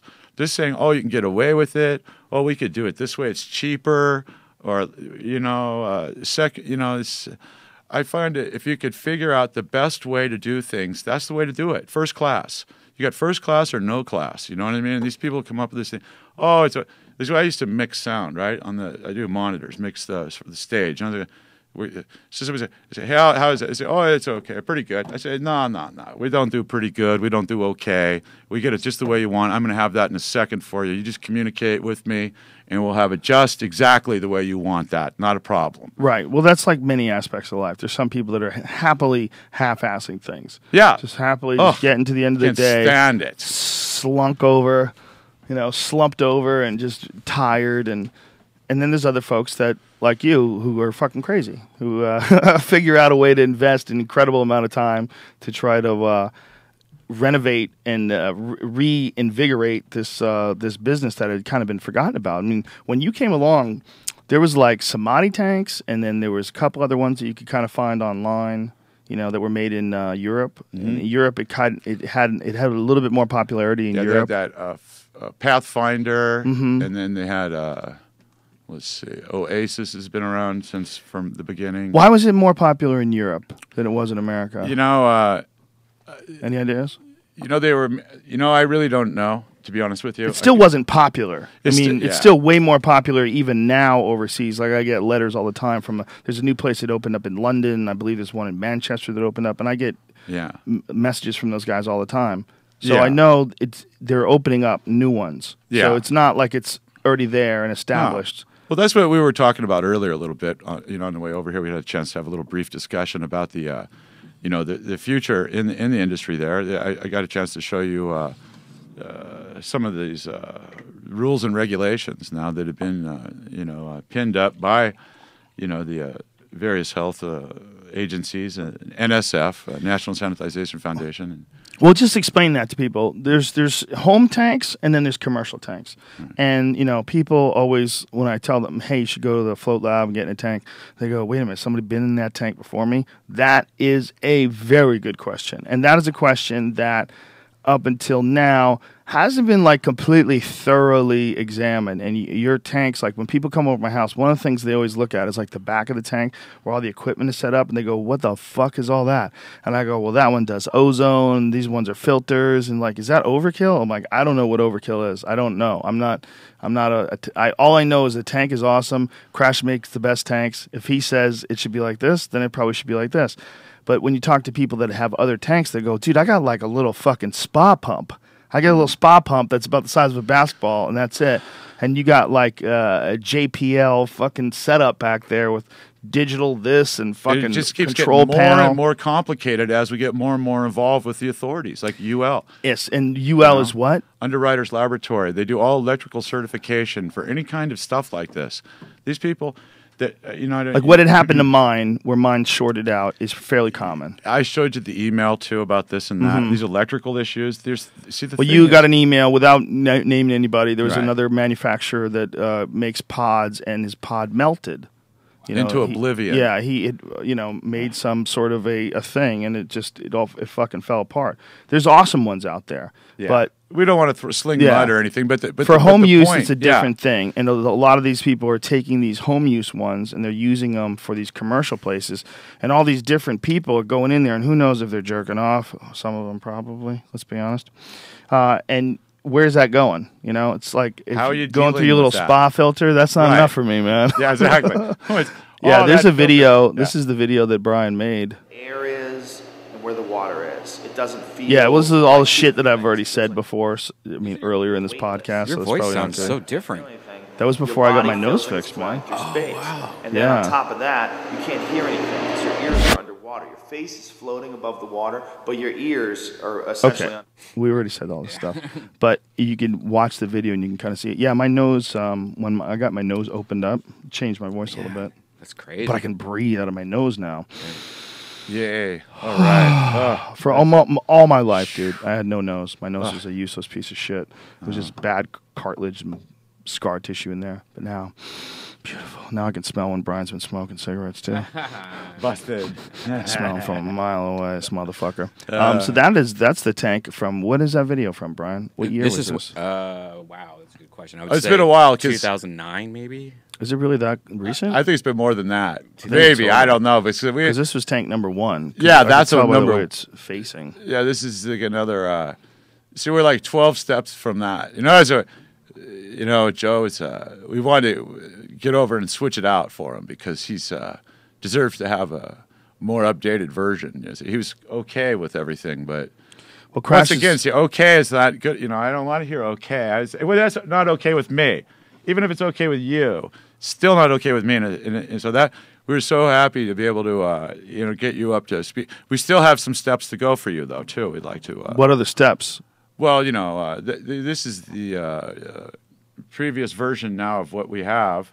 You know, so as time goes by. Well, the one I have now is even bigger than the one that's in that video. The one I have now is this weird fucking meat locker. Beautiful. It's we're working on it 7 today. feet tall and put some salt in it. I mean, it's more than 7 feet tall, and I don't know how many feet wide. Was it 6? Like 6, 7, and 8, I think, is what it is, and that's that's a great chamber there. It's you what's get good is inside you're that thing. using it. See, people, that's the first thing that it's oh, I joined the gym. What is that? You got to go to the gym. You know what I mean? Yeah. Does it get a membership? Oh, whoa, somebody's with these people sit in their house and they don't use it. And People need it's hard, but people need something to like jolt them out of their normal everyday routine. They need something to jolt them to get, and they'll try one day. Like today, I'm going to go to the gym, and they work out, and the next day, it's like, fuck it. They just, for whatever reason, it didn't catch fire, but they want to improve. And that's the first step. But the actually doing things. People, a lot of folks, they discuss a lot of stuff. They read about other people, all these things, and instead of like actually sit down and say, okay, now what can I actually do today to make me do something that is of a value, rather than, they say the criticizing of other people is really it just doesn't really help so much, And Well, it's fun though. It's fun. I love to do it. Criticizing of other people is oftentimes a good sense of a source of entertainment. It's an output too. Yeah. You say, "Oh man, I can't." But you have to be careful of criticizing too much or getting only into the vein of criticism, like consistently, constantly. Like people that are smart can oftentimes make poor choices or dumb choices. And I think one of the dumb choices that a lot of smart people make is to like consistently and constantly look for the negative in things. Consistently and constantly. There's a lot of things you can focus on. The negatives of things are always going to exist. You're not stupid. You see them. But to constantly and consistently like only rally against dumb things in pop culture over and over again. At a certain point in time, I have to go, listen, we see it. We see it too. Like, you're just angry about it? Like, that doesn't help anybody. Like, what is it? Either be funny or shut the fuck up, because we see it's dumb too.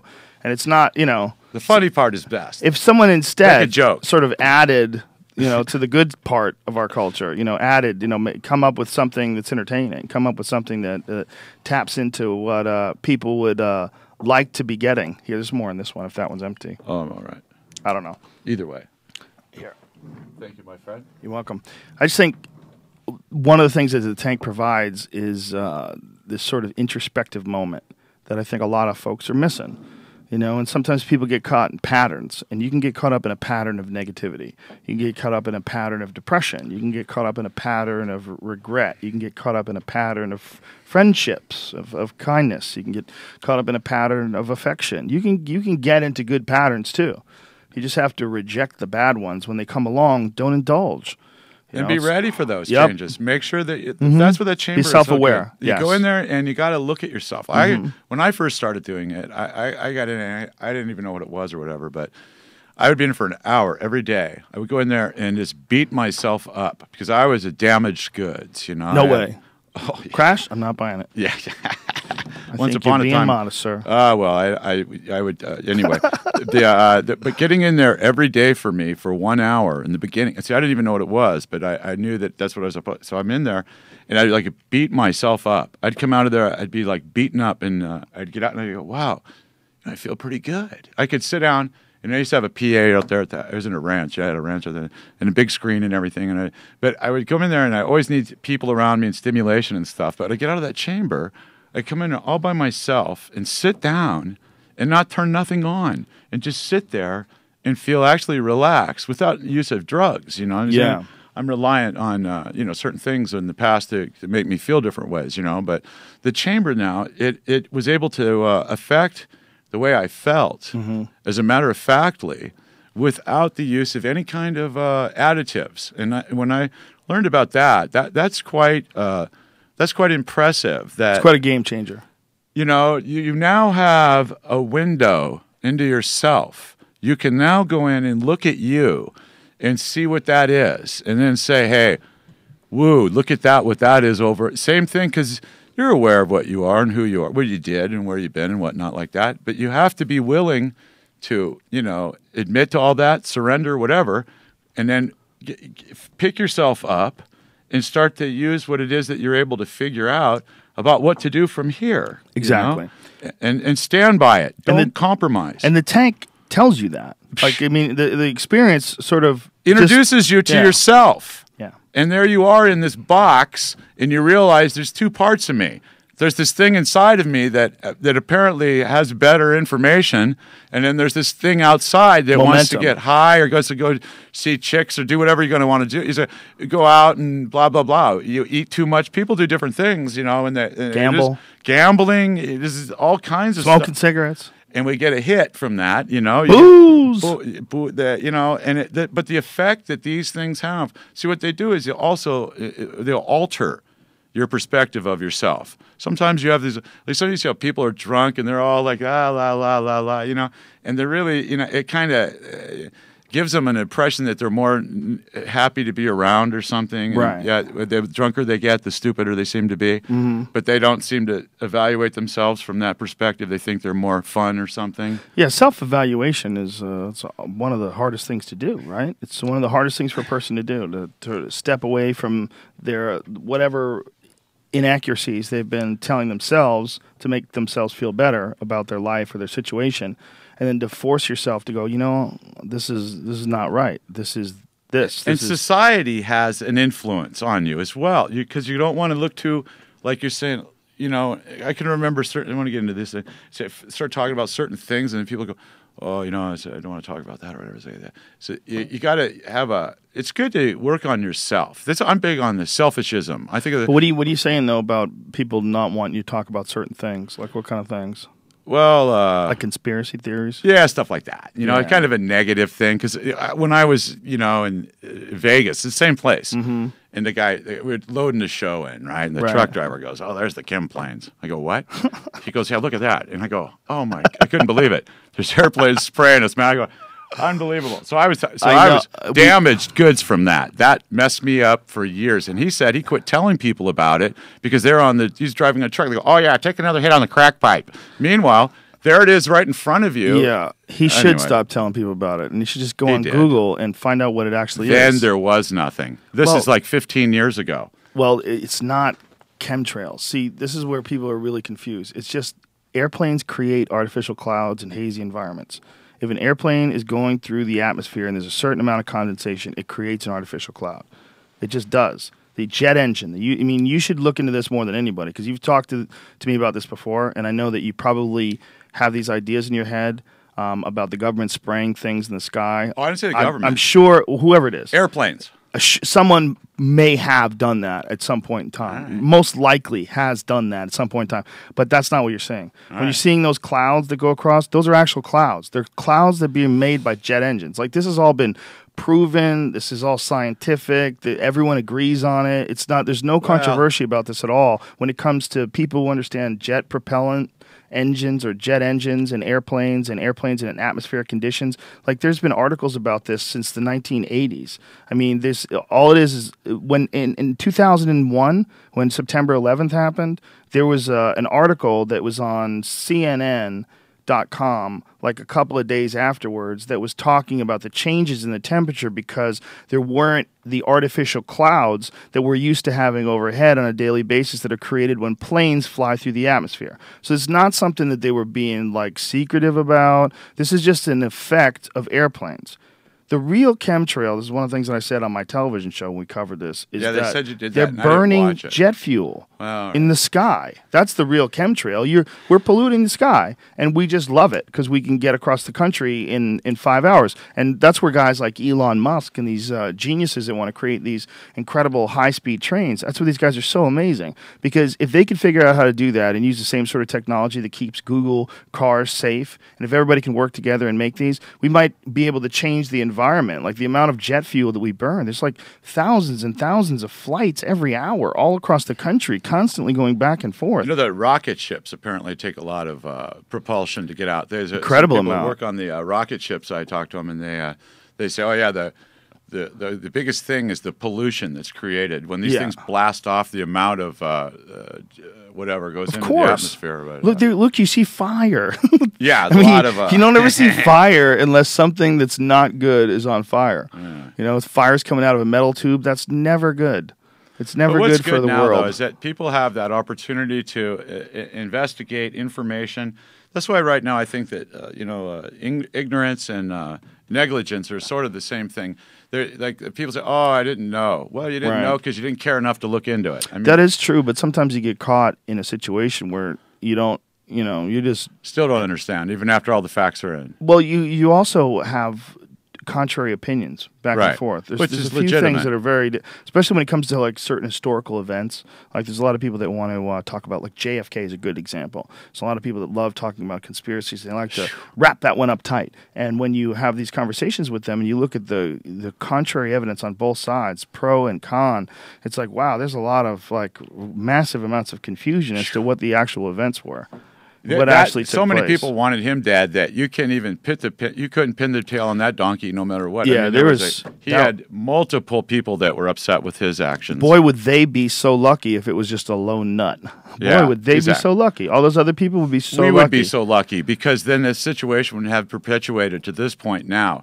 If it was a lone nut back then and the system was actually fail-safe from situations like this? I think with the 1960s and the death of Kennedy and the Kent State shootings and all that stuff, I mean, as tragic as it is for then and for those times, I think that ultimately that kind of stuff is sort of a reminder in a lot of ways to the people of today about how bad it can get if things get out of hand. So when they start creeping up on these infringements on civil liberties, and people start rising up, that's where you see things like us going to Syria gets shot down.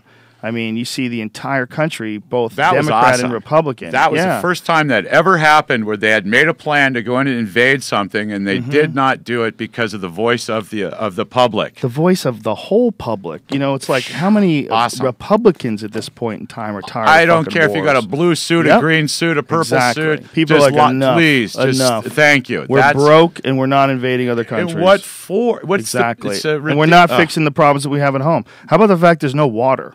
How about the fact that it hasn't rained in Texas in fucking years? California had like one rainfall over the past 3 or 4 months. It's terrible. That's something to consider. This is something to think about where the fuck we're going to get our water from. Desalination plants, maybe. Drain out that fucking goofy ocean.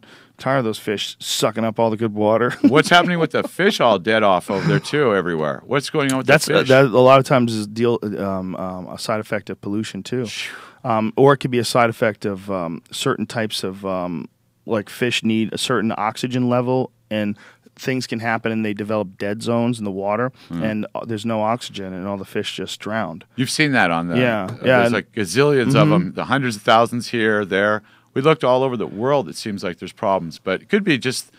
whatever. I don't know. I think it's always happened, but it happens certainly because of pollution as well, I believe. Absolutely. Pollution is bad. Yeah, we don't need to say, "Oh, look, yeah, it's okay because it's only this amount," or we're containing it. See, the containment systems too. What do they do with that stuff now? Stuff it in the ground and wait for Godzilla to come and eat it. What is that all about? We're going to collect this garbage and then plant it in the ground over here.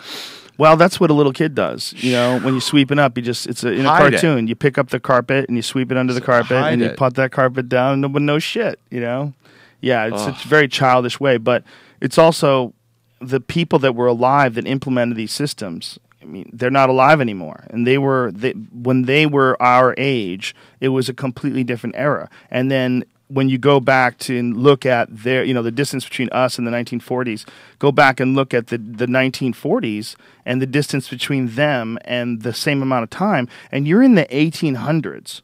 Okay, you're in the times where people were riding horses and they had to paint their pictures. That's how much distance has traveled. If you go back to 1940 and you look at those guys that are running the space program, or look at those guys that are involved in the nuclear program, how old were they? They're in their 40s? Let's say they're in their 40s. Let's say that they were born in the year 1900, and they were designing and working on all these crazy technological innovations from the time. If you went back from them to as far as us looking at the 1940s, you would be 60, 74 years? You go to 74 years before that. Yeah, so 74 years before that is 1826. Yeah, that's amazing, crazy. Huh? They got a horse. That is. Stop and think about that. Their 1940 world to us, when we consider the 1940 world, is the early 1800s to them. It's essentially 2 decades or 2 centuries and that's away. on the just the the regular ratio. Mm-hmm. When you start to consider that, the exponential type situation. Oh, yeah. How the growth is magnified as it goes on. It continues to expand itself out. No doubt. I mean, the growth and change between 1820 and 1940 was nothing compared to 1940 to 2010. I mean, it's just this is madness. Where then you look ahead and you say, "Oh boy." Yeah, I know it's going to be really weird, but it's just so strange that we're still running on the momentum of these people's ideas as far as like storage of nuclear weapons, storage of nuclear waste. Reset. Yeah. Is there a reset button? Fascinating though, Bring really. some kids in. I agree wholeheartedly, but also as a person who's not involved in creating nuclear technology or not involved in any of that, I find it fascinating just as an observer, like looking at it all, like, wow, this is really an interesting scenario because it was created by these incredible geniuses that lived as long ago as 1820 something to them. I mean, that is really hard to believe. It's really hard to believe. What's hard to believe is that we're still operating on that same mechanism. Exactly. It's really hard to believe. And it's hard to believe that we still have like garbage dumps. We have like dumps? Like what? You're right. Like we have dumps. We take all the garbage, we throw it over there. And then those dumps That's the way we've always done it. Fucking disasters. We went to a garbage dump. Oh. We filmed something for the Man Show at a garbage dump once. It was horrible. It was horrible, fucking disgusting. What do they place. do? Dig a hole and dump throw all the shit there and it stinks. Just keep digging holes? It fucking stinks, dude. They just cover it up with dirt and it's disgusting. Doesn't the fume, the methane or whatever, build up if you put it under the ground? That's a good question. I don't know. I mean, methane comes from biological waste. Somebody was telling us that this guy took a mouse and he made an art thing and he covered up the mouse with the resin, right? And then the mouse was it's running through the resin apparently until it couldn't go no further, right? So he was like stuck in the resin. The mouse was. That's an art piece. That's an asshole. This guy's an asshole. He glued a mouse. Yeah, so it's inside of this thing now. And then they were in the house one day that was up on the inside. It exploded. It was like made out of a plastic glass stuff. Yeah. And it exploded from the mouse was off gassing from inside of it. And the mouse created so much gas, it blew this whole thing up all over the place, the guy told me. Whoa. From the mouse being stuck in there, the gas that was off-gassing as it died, you know? You know the smell you smell? Mm-hmm. He said the house smelled like that, too. Was you there for that?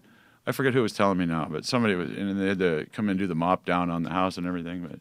That seems like an unnecessary experiment. You got to remember that. Next time you're messing around with some mice, don't stick them in some plastic. You know, they don't do well. Well, there's plastics that they can make from plant material. Something a lot of people aren't aware of. You can make plastic from hemp. Yeah. You know? Yeah, it's a biodegradable plastic you can make from hemp. So that's Ford made a whole car, incredible. right? Yeah, Ford made the first car. The fenders are made out of hemp, and you could hit it with a hammer. Hemp is the weirdest plant ever. You know, I know I sound like a hippie when I start talking great about marijuana, but forget about marijuana. The psychoactive benefits of marijuana I've gone into in depth. I think there's a real benefit to people. And I hear people saying, "Oh, you know, kids, and what about the kids? What about the kids? What about the kids with fucking anything? Kids can die from aspirin. Kids can die if they have a contest to see who eats more salt. Kids can die doing a lot of fucking shit, you know? It's not about kids. It's about responsible use of adults. If it's your kid, you have an obligation to educate your children, do the best you can to protect them from the dangers of this world. All drugs are a part of that, including hundreds of legal ones that are available right now that can kill your children. So that's not the issue. Marijuana is a minor issue when it comes to health and safety. It's a major issue when it comes to consciousness, and maybe even more so when it comes to the implementation of hemp as a commodity. Hemp for paper, hemp for building materials, hemp for automobile panels that are lighter and more durable. Henry Ford figured that shit out at the turn of the 20th century. I mean, he was doing that in the early 1900s. This guy had figured that out. We see the pants they make out of it, and the shirts and everything. And they're durable. They're way more durable than cotton. And now it also has one of the best root systems. So what they need to do, what would be a good idea to do is where you have these erosion problems. If they plant weed in there, the rooting system... Hemp, you got to say hemp. Say hemp. When you say weed, they think you're a hippie and you want to get high. Oh, you know, I do. That's just, you know, you could do that. That's I'm just kidding. in your own safety of your house. Yes. But this other stuff you could put outside and let it grow. And well, hemp is a very strange plant. There's really no plant like it on Earth, and it's incredibly hard and dense, but very light as well. the seeds, they make that omega-3 and the omega-6. Well, the protein too. Hemp protein is the most easily digestible protein. It's we a fantastic sell it plant. at On It. We sell hemp. You have a hemp Force. protein supplement? We bought the best hemp you can get. It's really fine. It's very high in protein. It's the most expensive, but it's the best. And a lot of people don't like the taste. I think it tastes delicious, but I always fix it up with coconut water. I just throw a banana, coconut water, and hemp force into a blender, and that's how I do it. Yeah. You're off to the races. It digests easy. The thing about, like, I like a lot of different protein powders, but I feel like the vegetable proteins, I like pea protein. There's a Vega that is I think it's an all vegan-based protein powder, all plant-based protein powder that I like too. I like that. I like those because they digest very easily. You're getting the impact from the... yeah, I think it's very easy on the body, whereas I feel like whey protein, which is also very effective, but it's made from whey, which is made from milk products. It doesn't quite digest as easily. Feel like it makes my farts stinkier too. The hemp keeps that so that everybody's happy clean, about that. There, clean, easy. My body has no problem digesting it. And it's illegal to grow in America. It we always buy it seemed from like Canada. Unbelievable. So stupid. When I was a kid, I used to say to my mom, hey, what is wrong with this stuff? And she said, oh, well, it's illegal. And that was the best they could come up with? That's not even that doesn't even work with hemp because hemp can't get you high. It's just a plant. Well, I was worried about the other part. Growing hemp is like growing pine trees. It's like, what if someone came along and said you can't grow pine trees? No more pine trees. You can't make pine tables. You can't make pine bed stands. No more pine. You'd be like, what are you talking about? I can't grow pine? Or roses. Are you fucking crazy? Can't grow any rose bushes. They're trying to snuff out, but the preposterousness of pine is a good one because it's so readily available. Well, if marijuana was legal, it could be as readily available as pine trees. The shit grows everywhere. It fucking grows everywhere. And for the past 100 years almost, there's been this ridiculous boycott on this magical plant. It's a magical plant. If it didn't exist and someone told you about it from another planet, we would be sending spaceships out to get it.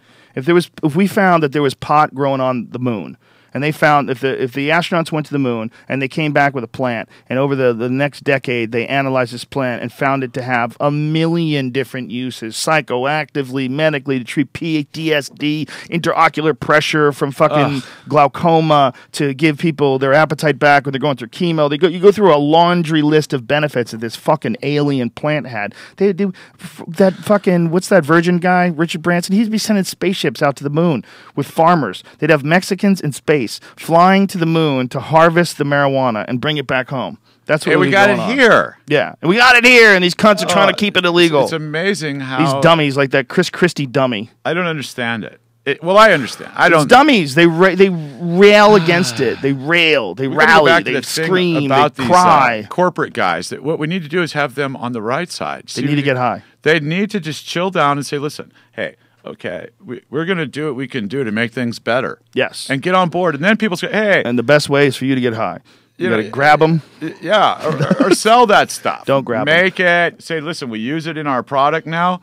We use this stuff because we found it's better than what we used to use. Well, I think there's a lot of things that could be done to make people overall in this country, just a wee bit healthier. Just a little bit of a change in the dial and the direction that we're all going. Like, I remember Anthony Robbins, who, although I've made fun of inspirational guys, I think is actually a very inspirational guy. I think Anthony Robbins has some really good advice. And I've read a bunch of different things that he said. And back when I was competing in my martial arts days, I actually benefited very much from a lot of his. He had audiobooks I listened to by the pool when I lived in a shitty apartment. And one of the things that he said was that if you would take into consideration like two cars that are going in a certain direction, if one of them just has a very slight variation off the line, just a slight, over the course of time, the distance that it goes from the original direction it was going to is vast. Just a small change, just a small adjustment.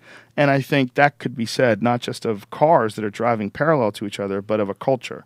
And I think that if something like the tank came along, and the tank in conjunction with this newfound refusal to accept the marijuana laws, there's a newfound refusal. And now Colorado, there was an article that was written that came out today. I think it came out today. I found out about it today. I retweeted it today from Reset Me, which is our friend Amber Lyon's website. And essentially, it's talking about how Colorado has made more money and had less crime. And the taxes too for the school. 6 months.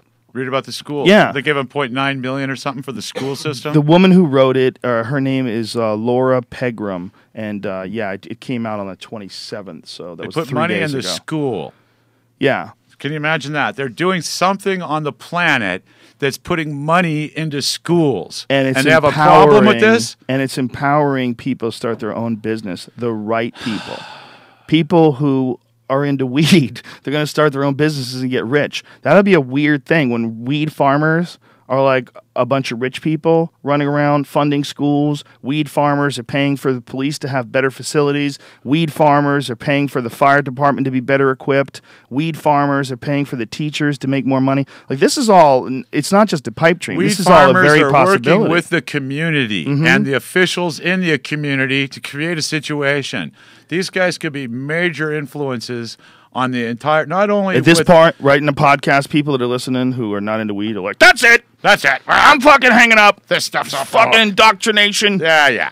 All right, well. Maybe Just next even week if you don't want to smoke weed, how could you ever say that $100 million in cash revenue, $100 million is not a great thing, that you get that kind of taxes from your first year, and who knows where this is going to go. It could easily double by the second year. So then you got $200 million in tax revenue.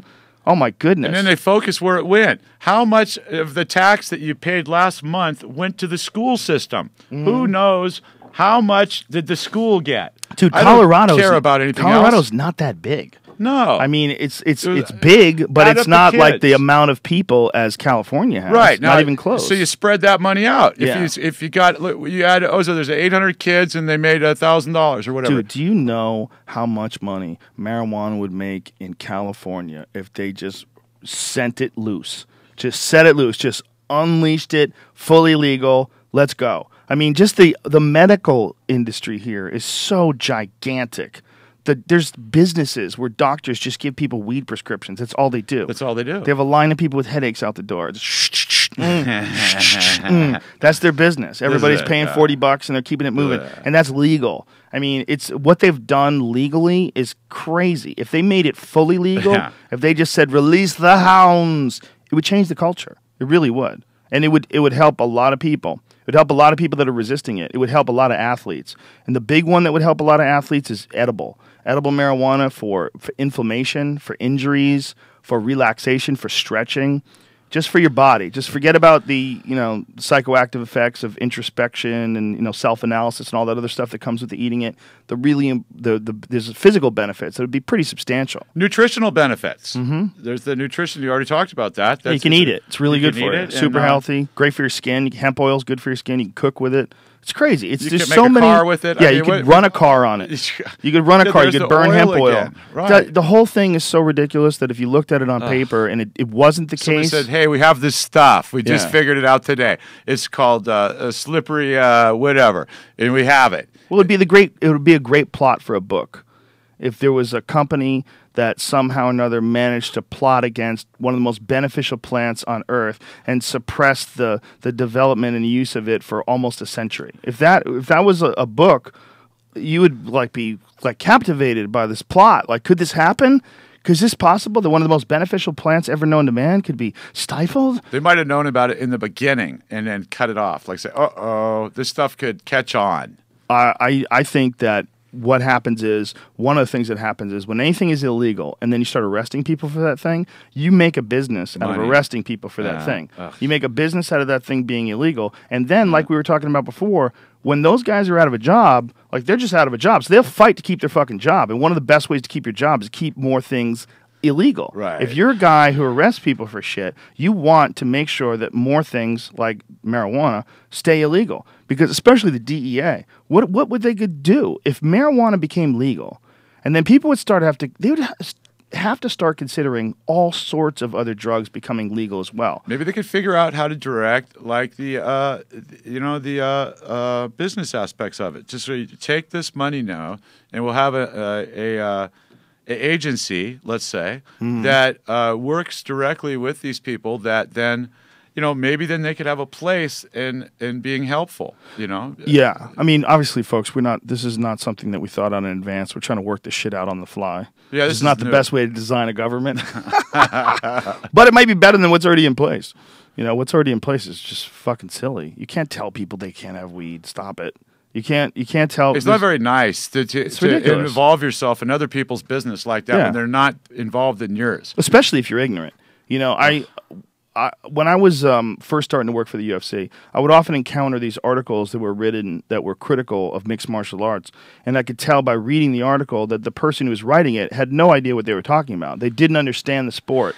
Like from a fundamental level. They were incorrect about the rules. They were incorrect about what was allowed. They were incorrect about the size of the participants, that they were one size against all, They didn't know. They were acting on really old information, really bad information. Right. But yet here they are writing for some having an opinion. Well, and writing it in a published form where they're spreading it out to the world. That's what they're doing when it comes to psychedelics. It's like no appreciation. It's like having a guy do a wine review that's never had any wine. Yeah, I'll do you one better. Anybody that is trying to get anything like marijuana or mushrooms or any of these things removed from the culture and has no experience in them whatsoever is like a guy who's never had sex trying to make sex illegal. It's mean. It's insane. It's insane that anybody allows it. If someone who has never had sex before tried to make sex illegal to all of us that enjoy sex, you'd be like, "Are you crazy? It's like one of my favorite things. Like, why would you cut the sex out? Because I don't get sex, so you don't get sex. I don't like it. I don't appreciate it. It rots your brain. It weakens your knees." And someone could just somehow or another trick people into not having sex. Obviously, sex is a natural urge. Marijuana is something that you learn about. They're both beneficial and enjoyable aspects of this beautiful thing called life. And for whatever fucking reason, we've allowed these dummies that are obviously, like, you look at a guy like Newt Gingrich, dude, you don't get to tell me anything. You don't get to tell me what to do or how to live at all.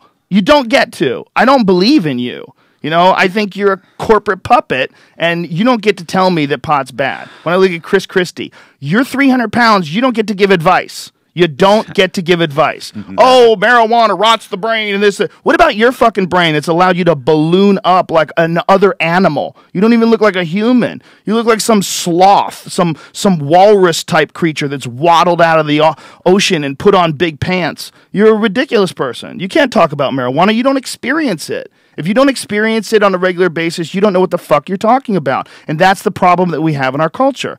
We have these people that are giving advice on something that they have no experience with. These other countries. We're over mixed up in other civilizations. These people, they are operating for thousands or hundreds, whatever it is. Exactly. And we're going to come over there and say, hey, here we are now. We're going to tell you guys what to... We need humility from people that are leading. That's a very important thing. So when someone takes a big, strong stance on something that they don't have experience with or they don't have full knowledge of, like this, he was talking about some study that they've come out with that marijuana affects the brain. Yeah, it affects the brain, but they don't know if it's good or bad. Did you read that part of it? They don't understand what the effects are, what the negative effects are. But other than short-term memory loss, no one's demonstrated anything really bad. But a lot of positive shit, tumor shrinkage, all sorts of medical benefits that deal with inflammation and relieving of pressure, and for a lot of people, it's super beneficial. Is good. Short memory, not so held up on your. Oh, I hate that. Forget it. It's over. Let it go. Short memory, I like that. I got some details there later. They come up with me when I need them, but it's just you don't carry garbage around your head all day long. Some father knows best shit is what it is. I mean, we're watching Leave It to Beaver. We're just watching a less like ridiculous form of it. It's a more modern person. A incorrect moral value on you. They've decided what is right and what's wrong without having enough information to even have a valid perspective. Well, the gall of a man to say that another man should not be able to legally buy something as innocuous as marijuana is so enraging.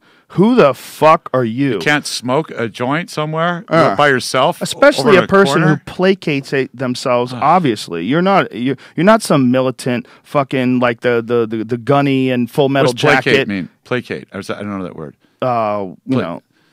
What's the best way to describe placate? to make someone believe placid. it, pretend like you're that way. No, to try to I'll give you a perfect to make someone less angry. Oh. Placid. I think it's based on placid. Oh, okay. But to try to calm you down. Right. Sorry, That's I lost my train of thought. No, I'm sorry. I have a limited vocabulary in certain areas. But you don't, though. You have a very high technological vocabulary. Well, I like to ask questions, about so now I have that word in my repertoire as well. So placate the masses. You know that expression? You've heard that expression? Like calm the masses down? I think I've heard the word, but never really understood what. What was I saying though? What was I saying? About the people and the that he placates his body. He obviously he gives in to his urges in order to. I mean, in order to be that big, you have to be indulgent. I mean, there's no way. So he's got issues. So anybody that's got like some obvious issue like that, like man, you're not allowed to dictate health and like consumption policies. Behavior, even it's behavior ridiculous. is poor. Yeah, it's you ridiculous. You can't even get control on yourself. It's also against the current data. Like there's no like real consensus that shows any sort of significant dangers involved in the consumption of that plant.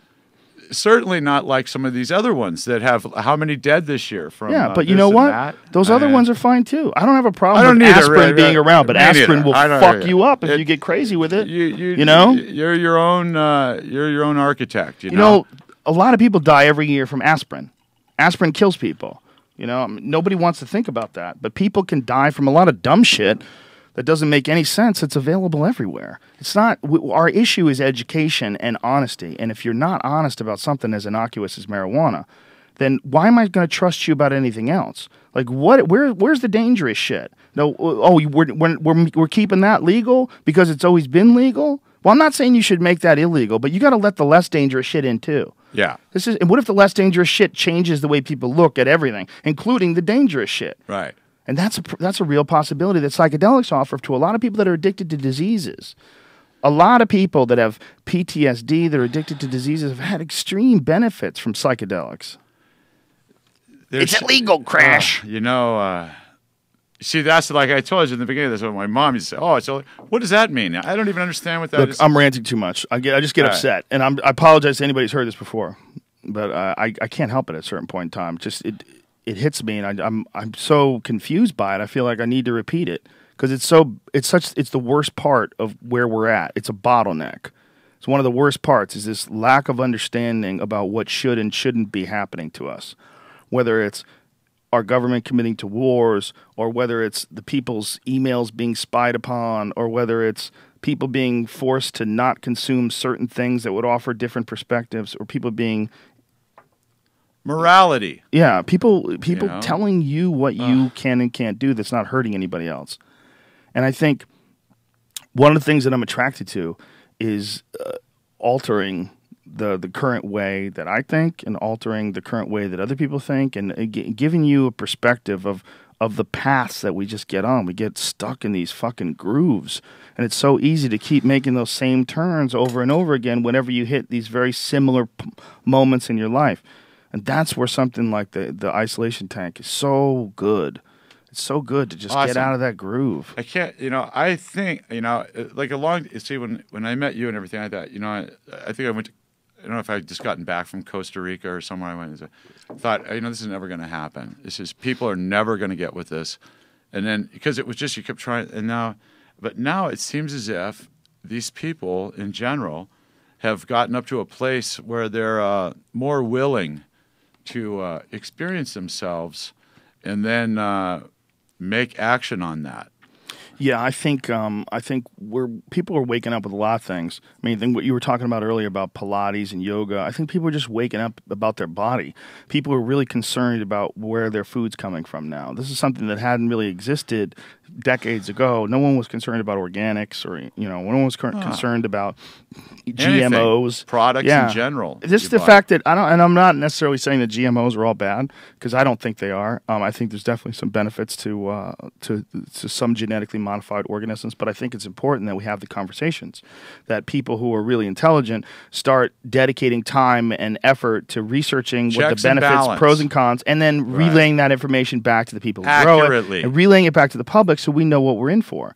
But then money gets involved in those things, and that's what people are concerned about, and they should. It influences the outcome, and then what you see, you don't even know if it was the Yeah, but it also snaps people back and makes them more involved in growing their own food and more interested in organic gardens. And you're seeing a lot of farmers markets that are popping up left and right.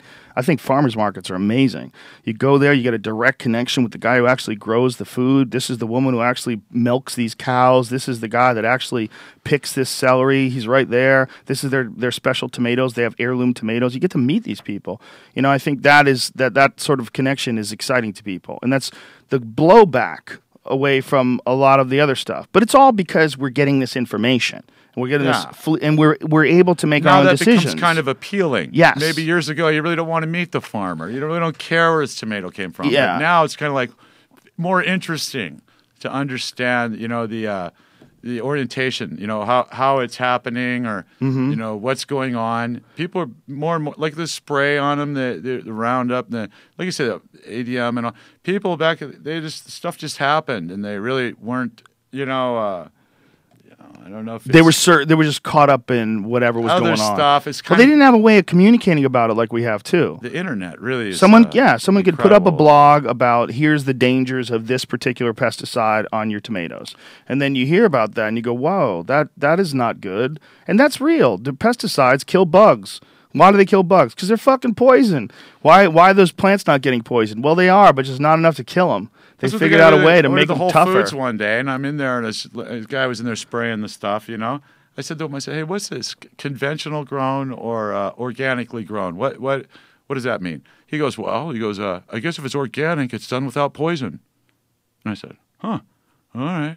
So the conventional means it's with it a poisonous substance in order to. Well, okay, let's find out about that, because I've always wanted to know what is the official description. Yeah. What is the official definition of organic? Like I said, I got this from the cleanup when it comes guy, to food. And I thought, hey, he doesn't seem to be a scientist, but that seems to make a lot of sense. let's look into Wikipedia. Yeah. This is organic foods are produced using methods of organic farming. Currently, countries require producers to obtain special certification in order to market food as organic within their borders. The context of these regulations: organic food is food produced in a way that complies with organic standards. They keep saying nothing here. What's organic? Yeah, we go back to organic again. Yeah. While the organic standard is defined differently in different jurisdictions. Oh, okay. In general, organic farming responds to site-specific farming and crop conditions by integrating cultural, biological, and mechanical practices that foster cycling of resources, promote ecological balance, and conserve biodiversity. I didn't know that. Okay, synthetic pesticides and chemical fertilizers are not allowed, although certain organically approved pesticides may be used under limited conditions. In general, organic foods are not processed using irradiation, industrial solvents, or chemical food additives.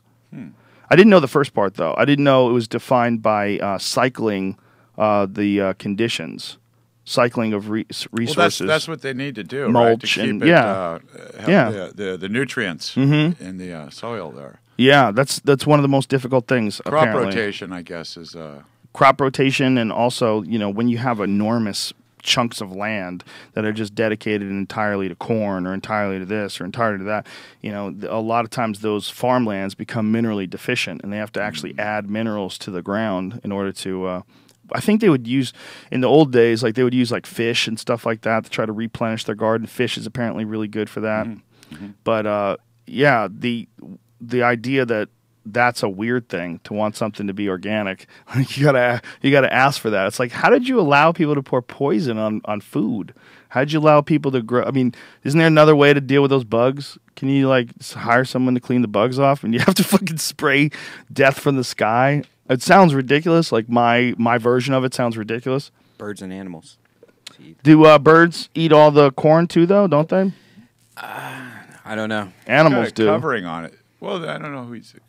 Well, I was watching some show the other day on the History Channel. It was actually about history, which is hilarious because you watch the fucking History Channel. When was the last time you saw some shit about history? Right? Never. It's always like alligator farmers or something, something fucked up.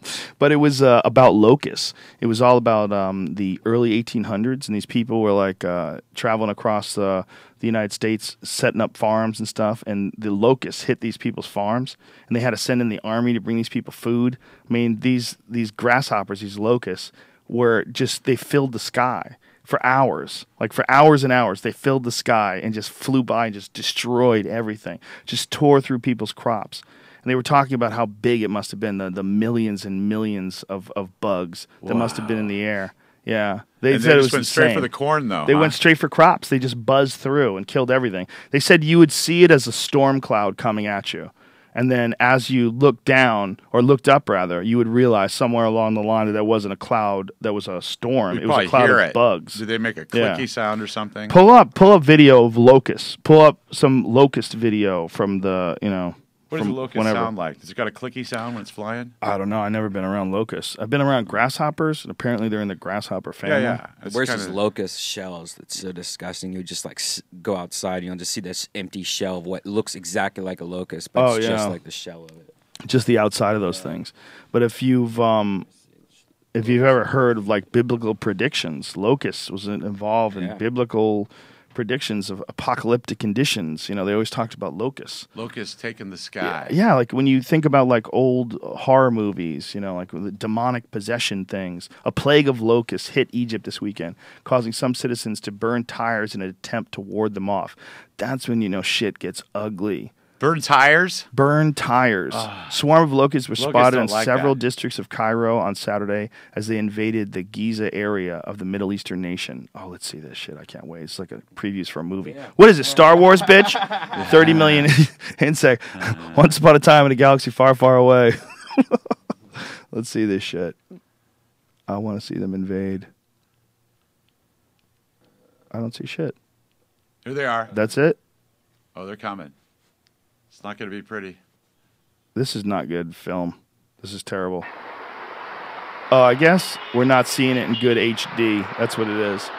We're seeing it in this shitty YouTube thing via our television. But yeah, wow. Wow. That's a lot of goddamn bugs. There's the noise, too. Whoa. That's so weird. They're like the ultimate gang.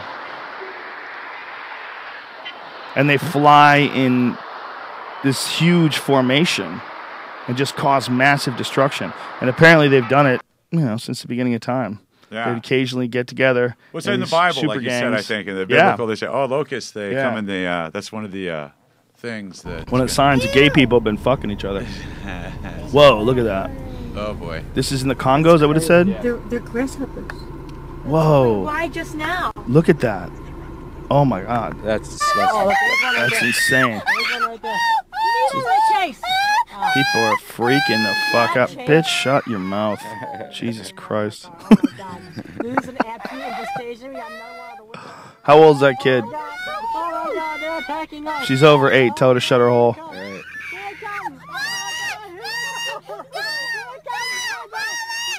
Oh my God, this kid with the ears.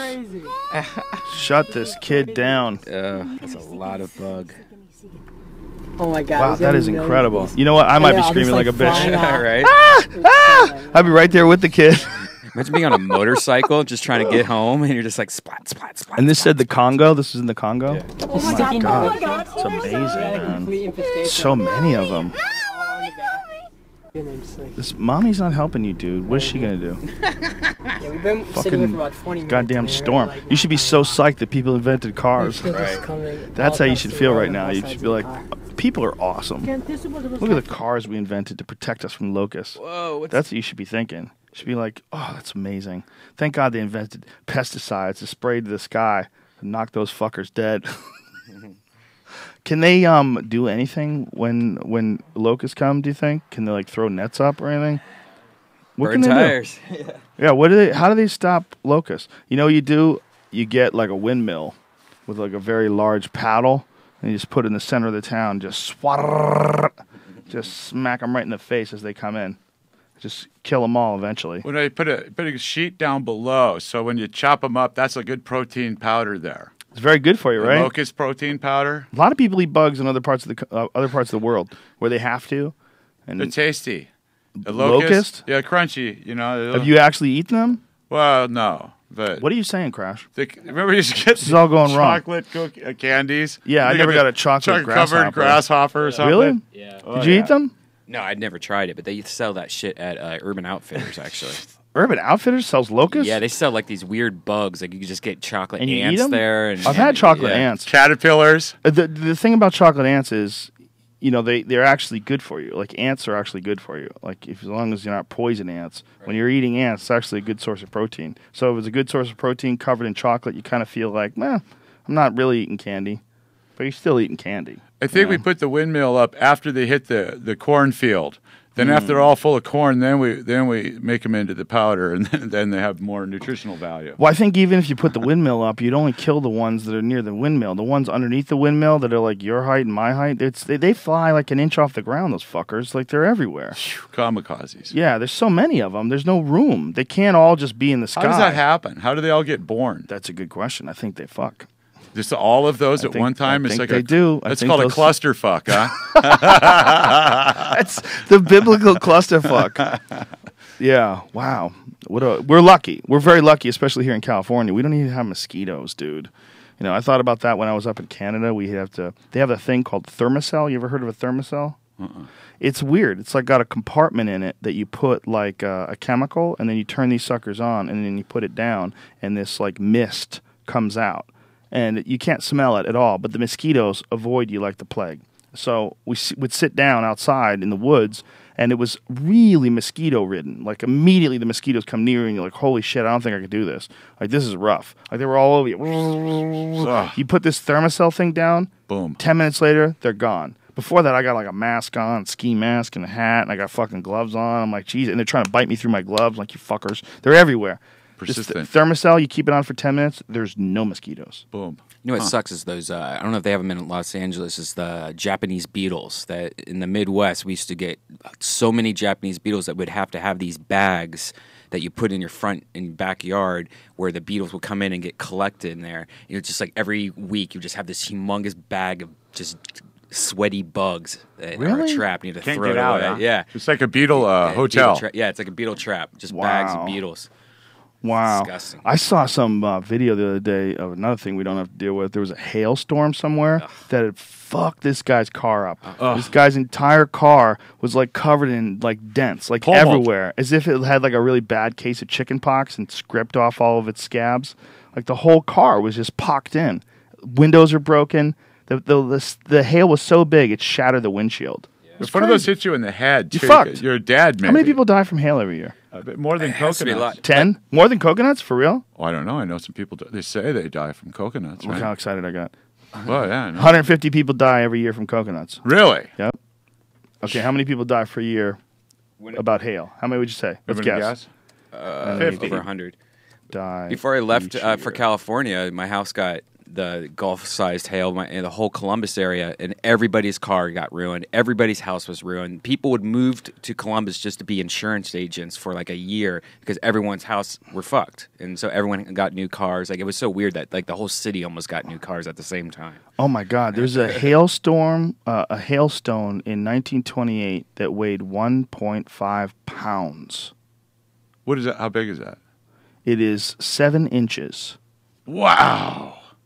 And it weighed 1.5 pounds. And it came from the fucking sky.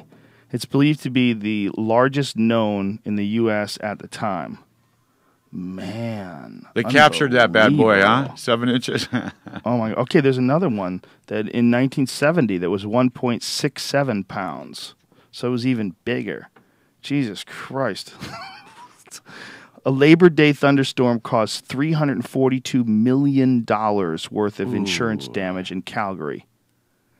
I wonder who's out there looking for the bigger one. You know, oh, there's that one's like 12 ounces over there. You know, no, here's a bigger one. You know, somebody's running around and there's this ice balls flying around the place. Well, every now and then, it's dangerous. You know, like a helmet on. Kansas had this one in 1992. 2 batches of severe thunderstorms for 6 hours. Oh, within 6 hours of each other, dumped hailstones up to 4.5 inches across this area, including the city of Wichita, surrounding counties of south central Kansas, and over 10,000 homes were damaged. The hail left wheat fields in a near total loss. Property damage totaled $500 million, with crop damage at $100 million. Unbelievable. How many people died, though? I can't find it. I can't find. Imagine if you'd be the first dummy that died from hail. They stay in when that stuff's They say happening. nobody dies. Nah, You're fine. You're not a stalk of wheat. Doesn't hurt that bad. Let's see. Hailstorm. I lump tried here. to get hailstorm fatalities. Let's How many try that. people die a year from hail? 27 people died from tornadoes and hailstorms in the Midwest. What's that? It says here 900 people a year. What? How many said from the coconut again? What'd you say? 150. 150? Jesus. Where does it say that? 900 a year? Where does it say that? It just came up. How many people die from hail? 900 a year. It can be a very dangerous thing. Are there any Answers.com. instances of death? There's only one here that says they know of in the United States. 1939 in Lubbock, Texas, a farmer got caught in an open field and died from hail. Yeah, last known death. Fort Collins, 2000. an infant lying in its mother's arms was killed by hail in 1979. Can you imagine that? It doesn't Your kids in seem your like, hands and yeah, that gets there's nothing clobbered? you could do, man. If you were caught in an they'd open kill ya. field and it started coming down hard, it kills your kid. Oh, that's got to be the worst. There's not many people, man. I don't believe it's 900 a year. Yeah, I this think- actually says the last known death was caused by hail in the U.S. was in the year 2000. Oh. Yeah, that makes sense. Maybe it was 900 total. Well, you know what? Today, whole- people know so much about storms, and if you live in an area where you might, you live in some Kansas type area where they have hailstorms on a regular basis. Well, get in. Yeah, Look at the cars getting pummeled, hurricanes are way scarier.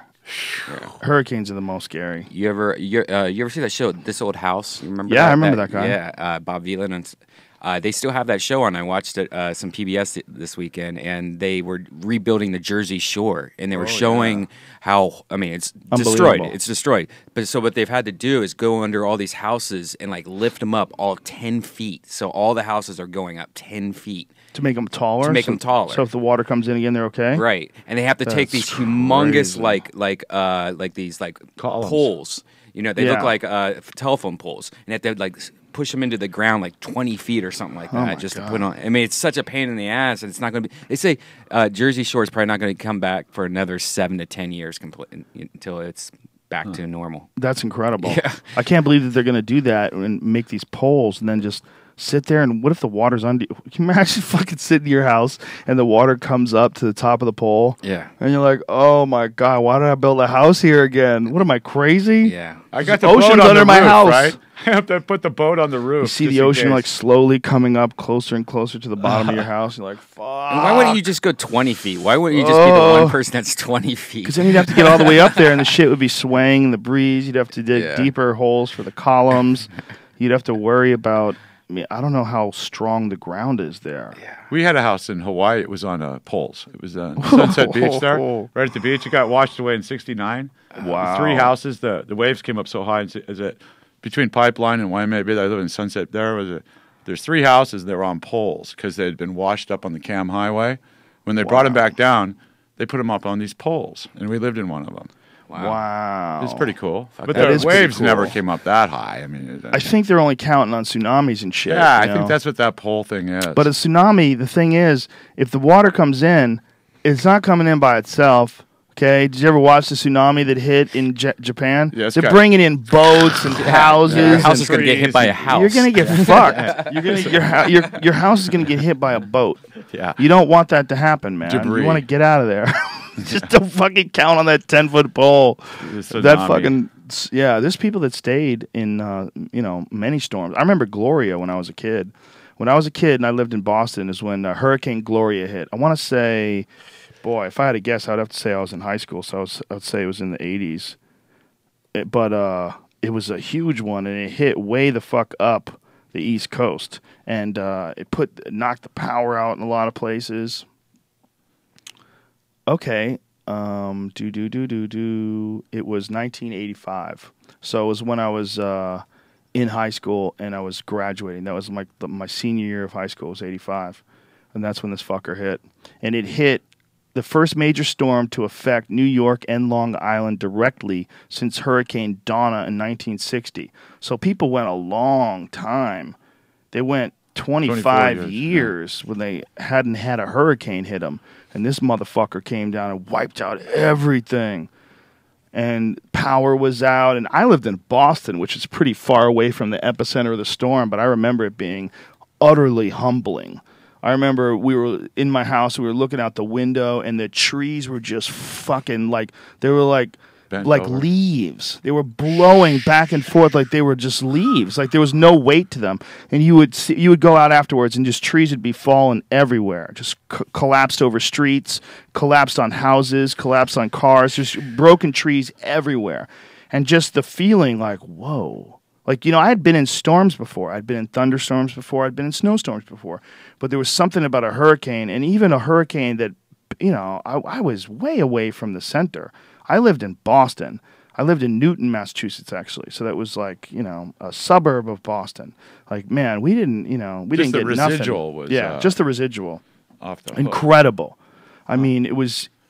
I couldn't imagine what it would be like to be in one of those Katrina ones. The ocean is so powerful. That water, when I was out there, I was trying to learn how to surf too about the same time, near death. I don't know how many times. You get hit by one of these waves. Yeah. The water possesses so much power. You know, you really have to have a respect for it. You know, and once it gets riled up like that coming at you, there's not a whole lot going to be done to slow it down, I don't think. Well, I think we're basing our ideas about what the atmosphere is like what the weather's like, what the, you know, the safety of being around volcanoes, the safety of being around the ocean. We're basing it on the few hundred years that people have been paying attention and taking notes. You know, how many people have been here before that? The Native Americans only, really. And what happened to them? Yeah, well, that was us, most of it. But it was a tsunami, or who knows? But there were certainly people that died in that way as well. You know, we just didn't hear about it. I mean, there had to be people. If people have lived in North America for the past, you know, X amount of thousands of years, like they have evidence that goes way back to 10,000 years ago of people living in North America. So if that's the case, for sure, something during that time, like there had to been a bunch of events, a bunch of things happening. We're not aware. So when something like Katrina comes or something like Gloria comes when I was in high school, like you go, wait, is this possible? This can happen too? Like this can fucking happen? Like shouldn't we be preparing for this? How often does this happen? Well, the last time it happened was 1960, so just relaxed. Okay, but it can happen, right? This can happen? You should prepare for this. Now that you know that this can happen, there should be no houses that are built from here on out that can't deal with this. Because it might not happen, but it could fucking happen. It has happened.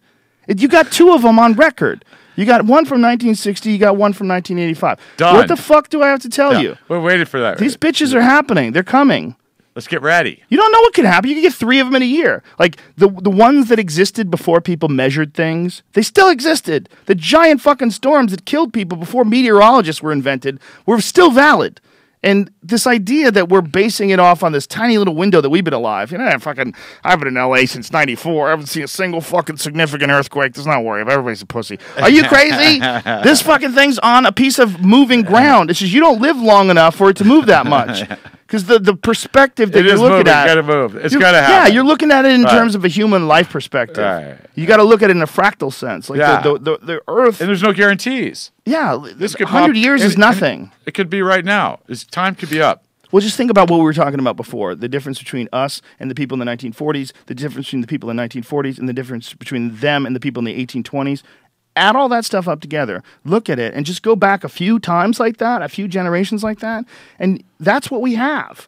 That's the amount of information we have. And in that time, in those time periods, we have a bunch of them. We have the earthquake and fire in San Francisco. We have floods. We have Hurricane Katrina. We have Gloria. We have the most recent ones, the tornadoes that won that fucking town in, what was that town? Joplin, Mississippi. Like almost completely wiped off the map. I believe it was Joplin. I should probably put it Missouri or Mississippi? Joplin. Was it Missouri? Yeah, you're right. Joplin, Missouri. Right. It's one of my favorite places. Do you really? Hang out in Joplin all the time. Tornado. Are you joking? Are you joking, bro? Yeah, I'm 2011 in Joplin, a tornado struck Joplin, Missouri. It was a larger late May tornado outbreak, and it reached a maximum width, ready for this, of 1 mile. A width of a mile. A tornado. That's mile wide. No. That's the devastation path. Oh, a mile wide when it comes through? It tears What was an stuff up. F5? Dude, I don't know. What's the Has to be an F5 F5. classification? I don't know what that means. I think just it's know F. it means death. Oh. Yeah. What's like It reached a maximum width of nearly 1 mile during its path through the southern part of the city. It rapidly intensified and tracked eastward across the city, and then continued eastward across Interstate 44 into rural sections of Jasper County and Newton County. It was the third tornado to strike Joplin since May of 1971. The tornado killed 158 people with the additional 4 indirect deaths, injured some 1,150 others, and caused damages amounting to $2.8 billion. It was the deadliest tornado to strike the United States since the 1947 tornadoes. Whoa. Since the in the 47, there was a multiple. Yeah. We there really was got the devastated. That's a bad year. the Glacier Higgins-Woodward tornadoes in 1947. Yeah. And these they traveled 125 miles from Texas to Oklahoma, destroying everything in its path. Because it was originally thought to have left a 220-mile path, but it's now believed to have been a part of a family of 8 or 9 tornadoes. A fucking family of tornadoes. These tornadoes, although deadly, did not match the astounding death toll of the earlier event, nor did they match the record speed of that tornado, although at over 40 miles per hour, they qualified as a fast-tracking storm. Wow. Mom, I'm home. Dude, could you fucking imagine looking out your window and seeing 9 tornadoes coming at you and just thinking about all the times you jerked off and what the Bible told you and you're like thinking it was you? You know, if you lived in 1947, bro. Then the locusts are coming on top of it. You know it's over. If you were in Texas and it was 1947, you could convince yourself that those tornadoes were coming for you because you jerked off. If you were 16, if you were some kid who's just resisting church so bad, but you couldn't stop beating off, and you still go to church, your dad would scream at you, and you're in there beating off, and you look out the window and you see 9 tornadoes headed your way, and you're fucking convinced it was you. Convinced it was you that killed everybody. Fire and brimstone, Brian Redband masturbating. The devil has sent his henchmen to take you out of the path and out of the path of righteousness. And you have to become a priest because everyone in the town died because of you. You and your beating off, you fuck. Family of tornadoes. Yeah. That's a terrifying idea. There's a lot of heavy vibes on that, man. Mm-hmm. And you know you're behind something A like mile-wide tornado. What the hell, man? 9 of them. All in a little patch. I wonder if I'm packet correct. tornadoes. I wonder if I'm correct saying the mile of destruction because it sounded so much better than just the actual width of the storm. I'm so happy we don't have to deal with tornadoes, man. That shit was scary. I saw one the as other day. fuck. I saw one the other day. Where? I saw a tornado of leaves. Oh, yeah. Out of nowhere. Yeah, It was dust tornadoes the are crazy. weirdest shit ever. I mean, it wasn't a tornado that kills, obviously. Mm-hmm. I was driving, and I stopped my car to watch it. It's crazy. You ever gone through like the desert, like driving to like Vegas or something? You'll just see on the side of the road like a sand tornado, and you're like, "What the fuck is that? Is that gonna hurt me?" Yeah, crazy. right. Like, they can get them. I mean, they have gotten them in California before. We looked that up one day. What We were is trying a to figure out tornado anyway? some sort of a weather condition. So Something the happens. weather, the weather snaps starts. and it starts to spinning. I and believe then, it's like cold weather mixing with warm weather. Yeah, It's like humidity cold mixed fronts with and front.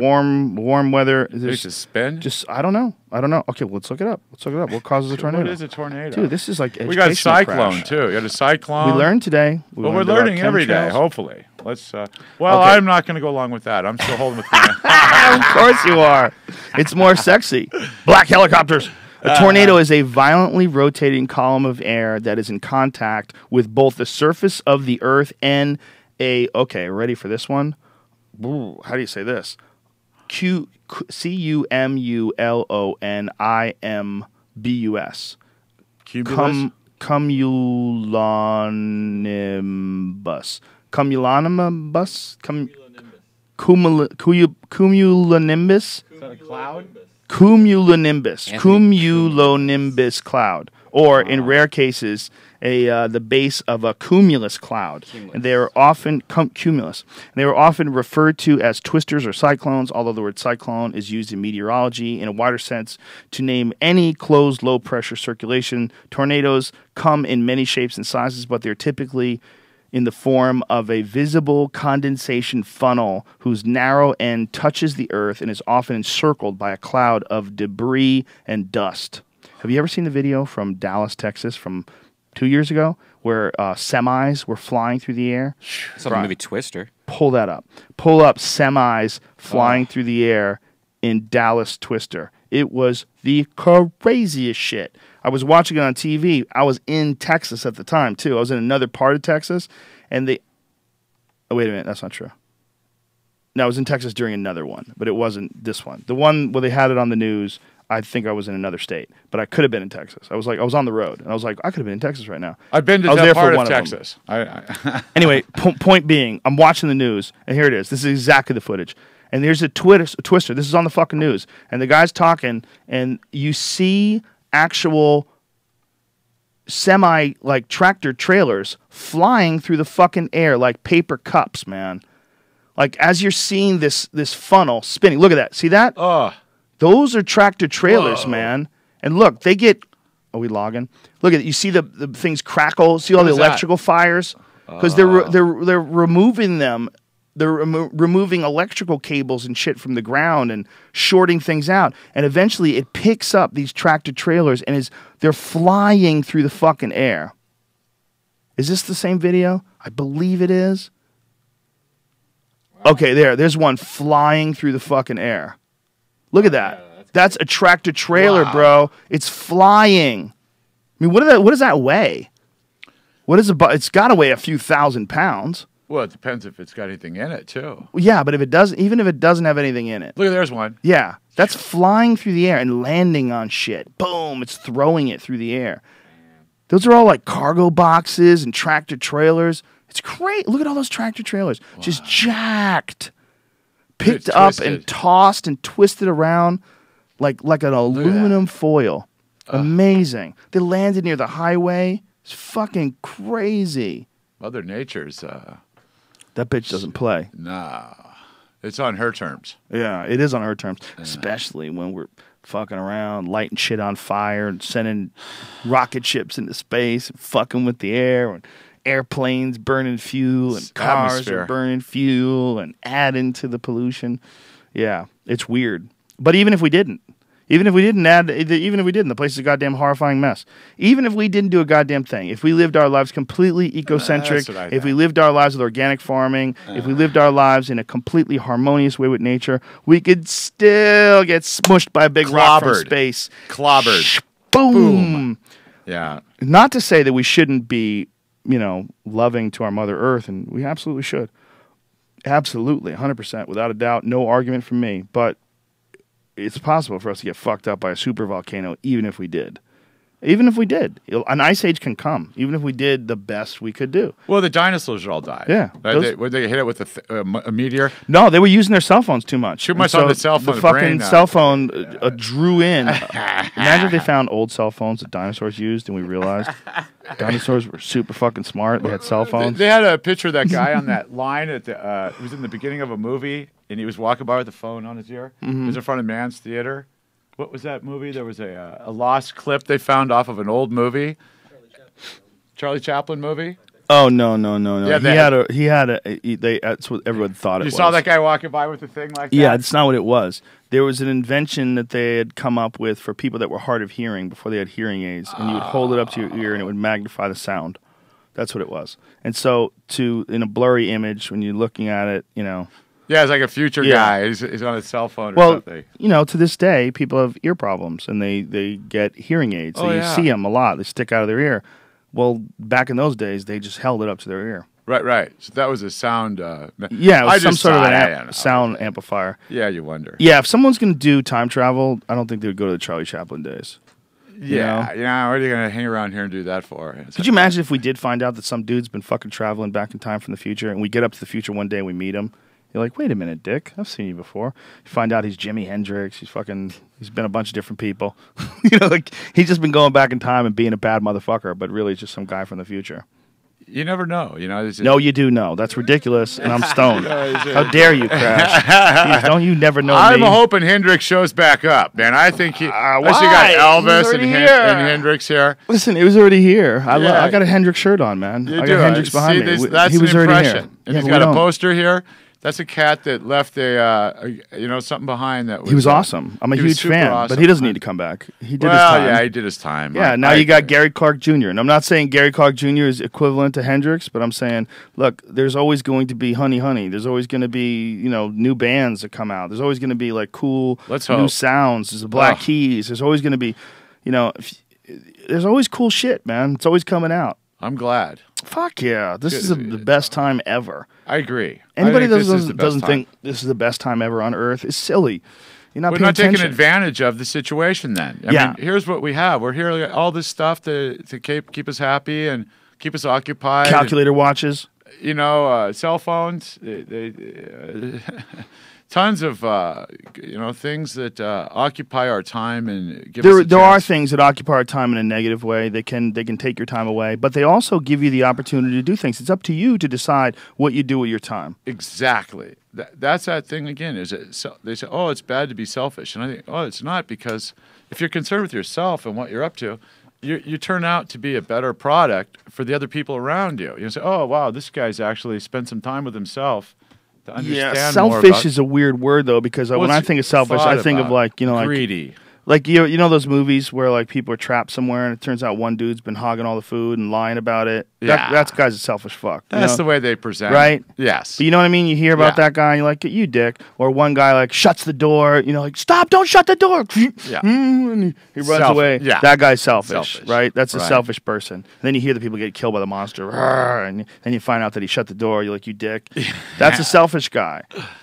But there's also self-aware and self-awareness and concentrating on yourself. And some people are uncomfortable with other people concentrating on themselves.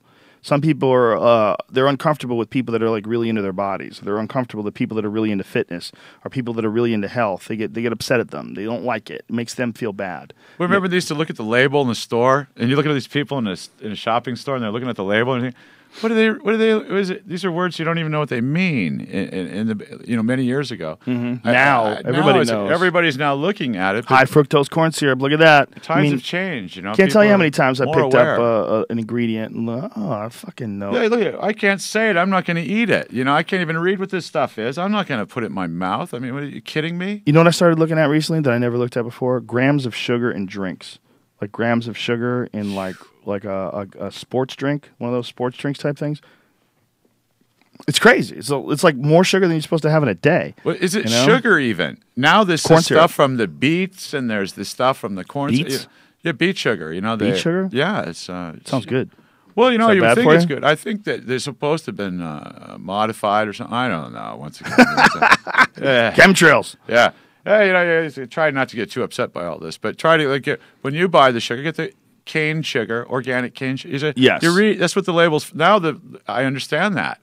Really, labels, your body doesn't want sugar like that. No. I mean, you can have it in cookies, and you can have it in cakes, and you can have it in moderation, and you'll be fine. But your body doesn't want it like that. Your body wants sugar that's attached to foods. Yeah. There's a lot of yummy stuff. Fruits and stuff. I love that if stuff. oranges didn't exist, okay, if they didn't exist and you had to go to some crazy exotic location to find an orange, like a real good ripe Florida orange, one of those big plump ones with it's easy to peel and you bite into that fucker and you're like, oh, it's so delicious. It would be an extreme luxury. It's so much better than caviar.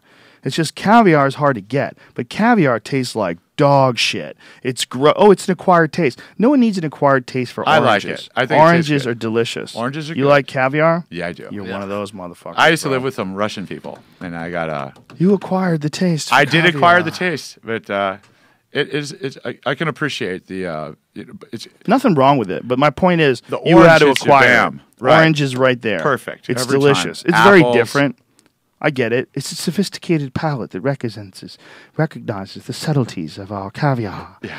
Our caviar is from a very particular type of sturgeon. Yeah. I can't even tell if it's green. I mean, if it's the black or the red or whatever. It all tastes kind of like the same to me. It's dog shit. It's like wine. It's nasty. I never used to, I can't really tell the difference. Oh, this tastes like a wine, I can taste good wine, like wine that tastes good. I just don't. It's good to a sommelier. That is a real job. Like someone who actually understands The wine. palate, the guys who are really good at it, it really is an art. It's they a weird. spit it out and stuff. They don't even swallow it. Because otherwise they'd get fucked up. They could tell what it is by swirling it or somehow in their mouth. Yeah, well, you still get drunk, but you get drunk less quick than if you drink it all. Yeah. You know, it tastes good in your tongue. And Sublingually, you're getting... Some of them drink it, though. They just go old school and get that fucking Orson Welles pot belly and keep rocking it. Keep hitting Sonoma hard every year. Fucking pound that Santa Ynez wine. Yeah, I've never gone on one of those wine tasting things. Wine tasting things? Brian swears by it. it's great. It's fun. I don't want to be around a bunch of stinky drunks. You out do there it by pretending to be yourself. cultured, wearing your fucking boat shoes. Get away from me. Dudes with those moccasins with the fucking those weird yellow shoelaces in their moccasins. Get out of here, man. I know what you're doing. And yeah, exactly. Those weird things. I know what you're doing. Get out of here. We used to do gigs down there at the Gainey Winery. Gainey Wine, you heard of that? Gigs? A band gig? Yeah, band, you know, shows. Yeah. At the Gainey Winery. They have gigs at a winery? Yeah, outside. It used to be fun. It's like a party. Well, we're running out of time, so let's talk about your tank center and the new place that you guys are doing, and what's the difference between what you're doing and what a lot of these commercial places that are using these home tanks. We have there's a real problem with that, right? As far as like infections, and as far as safety, and as far as like everything needs to be moved to a higher standard. That's certainly our opinion of the situation. You know, we've been working with with NSF and the other state and local authorities then to get in tune with what's required as far as rules and regulations. As far as testing the water and stuff like that. That's our certification. We've been certified for that. Which have a 3-log kill, what they call, which is 99.9 of all the microorganisms that are infected. They infect the water.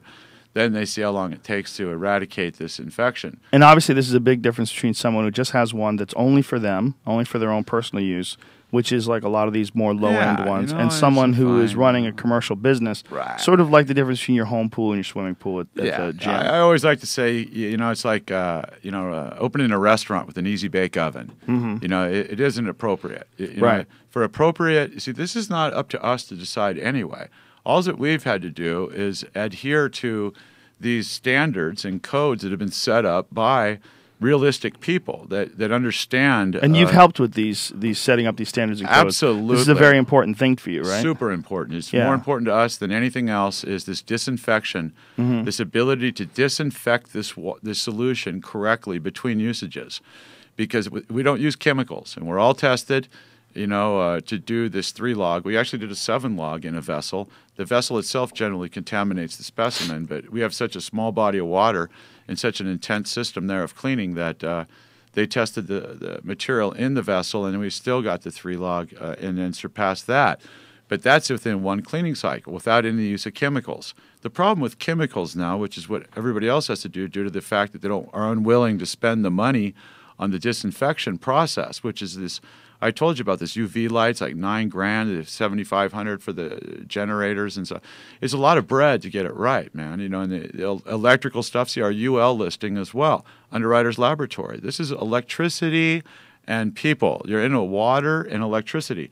You can't, Scooter McGee said it's okay, or Shifty Williams over here. I mean, Shifty Williams. Yeah, who are these people, and what it makes them understand? Fucking Shifty. Yeah, fucking Shifty's got us before. I mean, we've heard his story, but the facts are the facts. You need to go into a laboratory and evaluate the situation correctly, utilizing methods that are ethical, not pouring this chemicals, the chlorine and bromine and peroxide, whatever it is, you're pointing to breaking down now this material and then creating a byproduct. This byproduct then, you're getting in there with it and you're sweating or pissing or spitting or whatever, and then you're mixing with this, the ammonia or nitrogen. That's what a lot of people have an issue with. When I talk to them about the tank, they always say that. Like, I'm going to get in the water that someone else has been in. That's fucking weird. They should have an issue with it. There is an issue with it. It is if these things are not dealt with properly, it's an infestation. And as the popularity of these things grows, this is something we really need to consider, because this is something that could become an issue for some folks.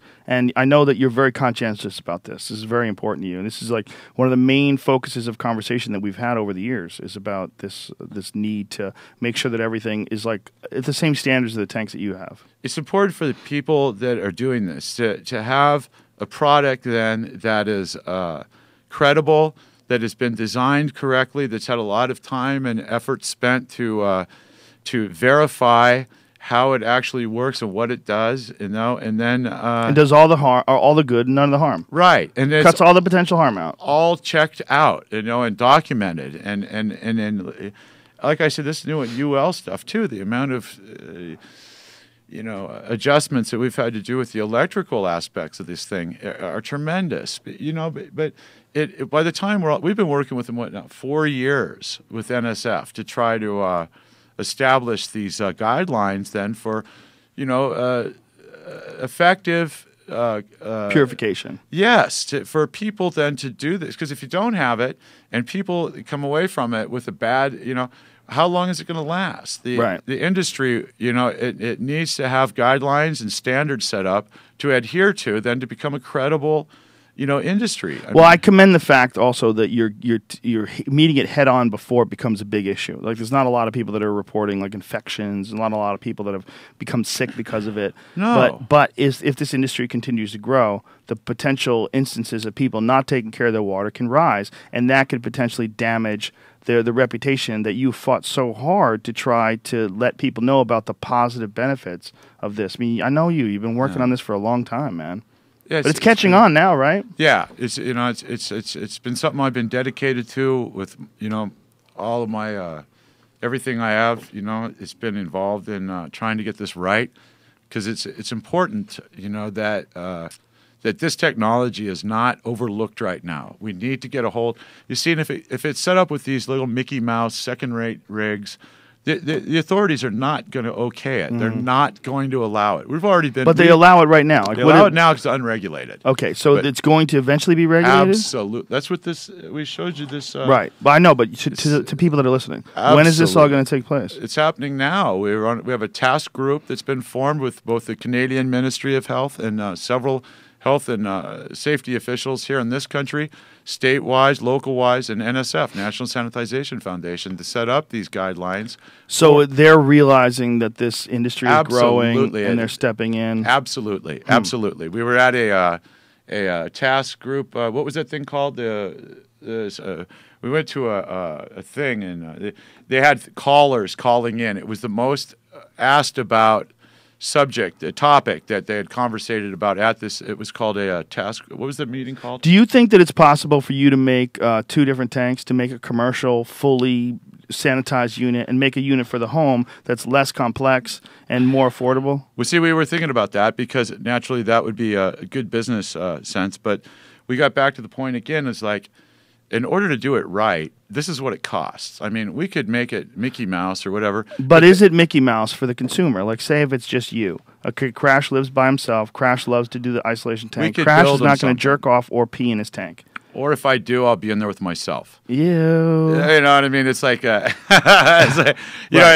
if you're going into some place and it's these people and those people, it's not, Right.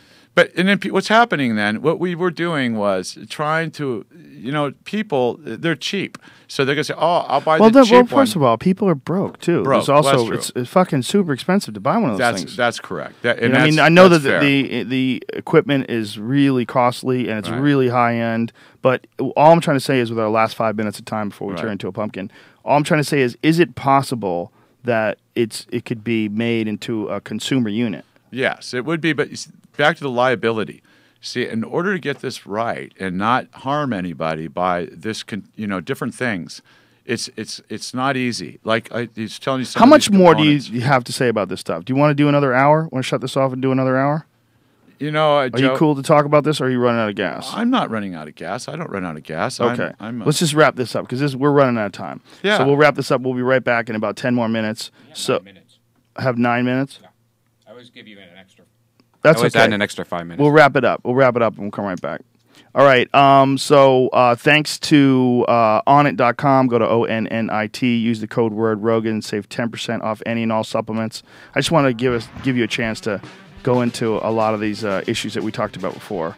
So we'll be right back with Crash. It probably won't be a full podcast, but it'll probably be like 40 minutes. That's what I recommend. I recommend another 40 minutes. We'll be right back.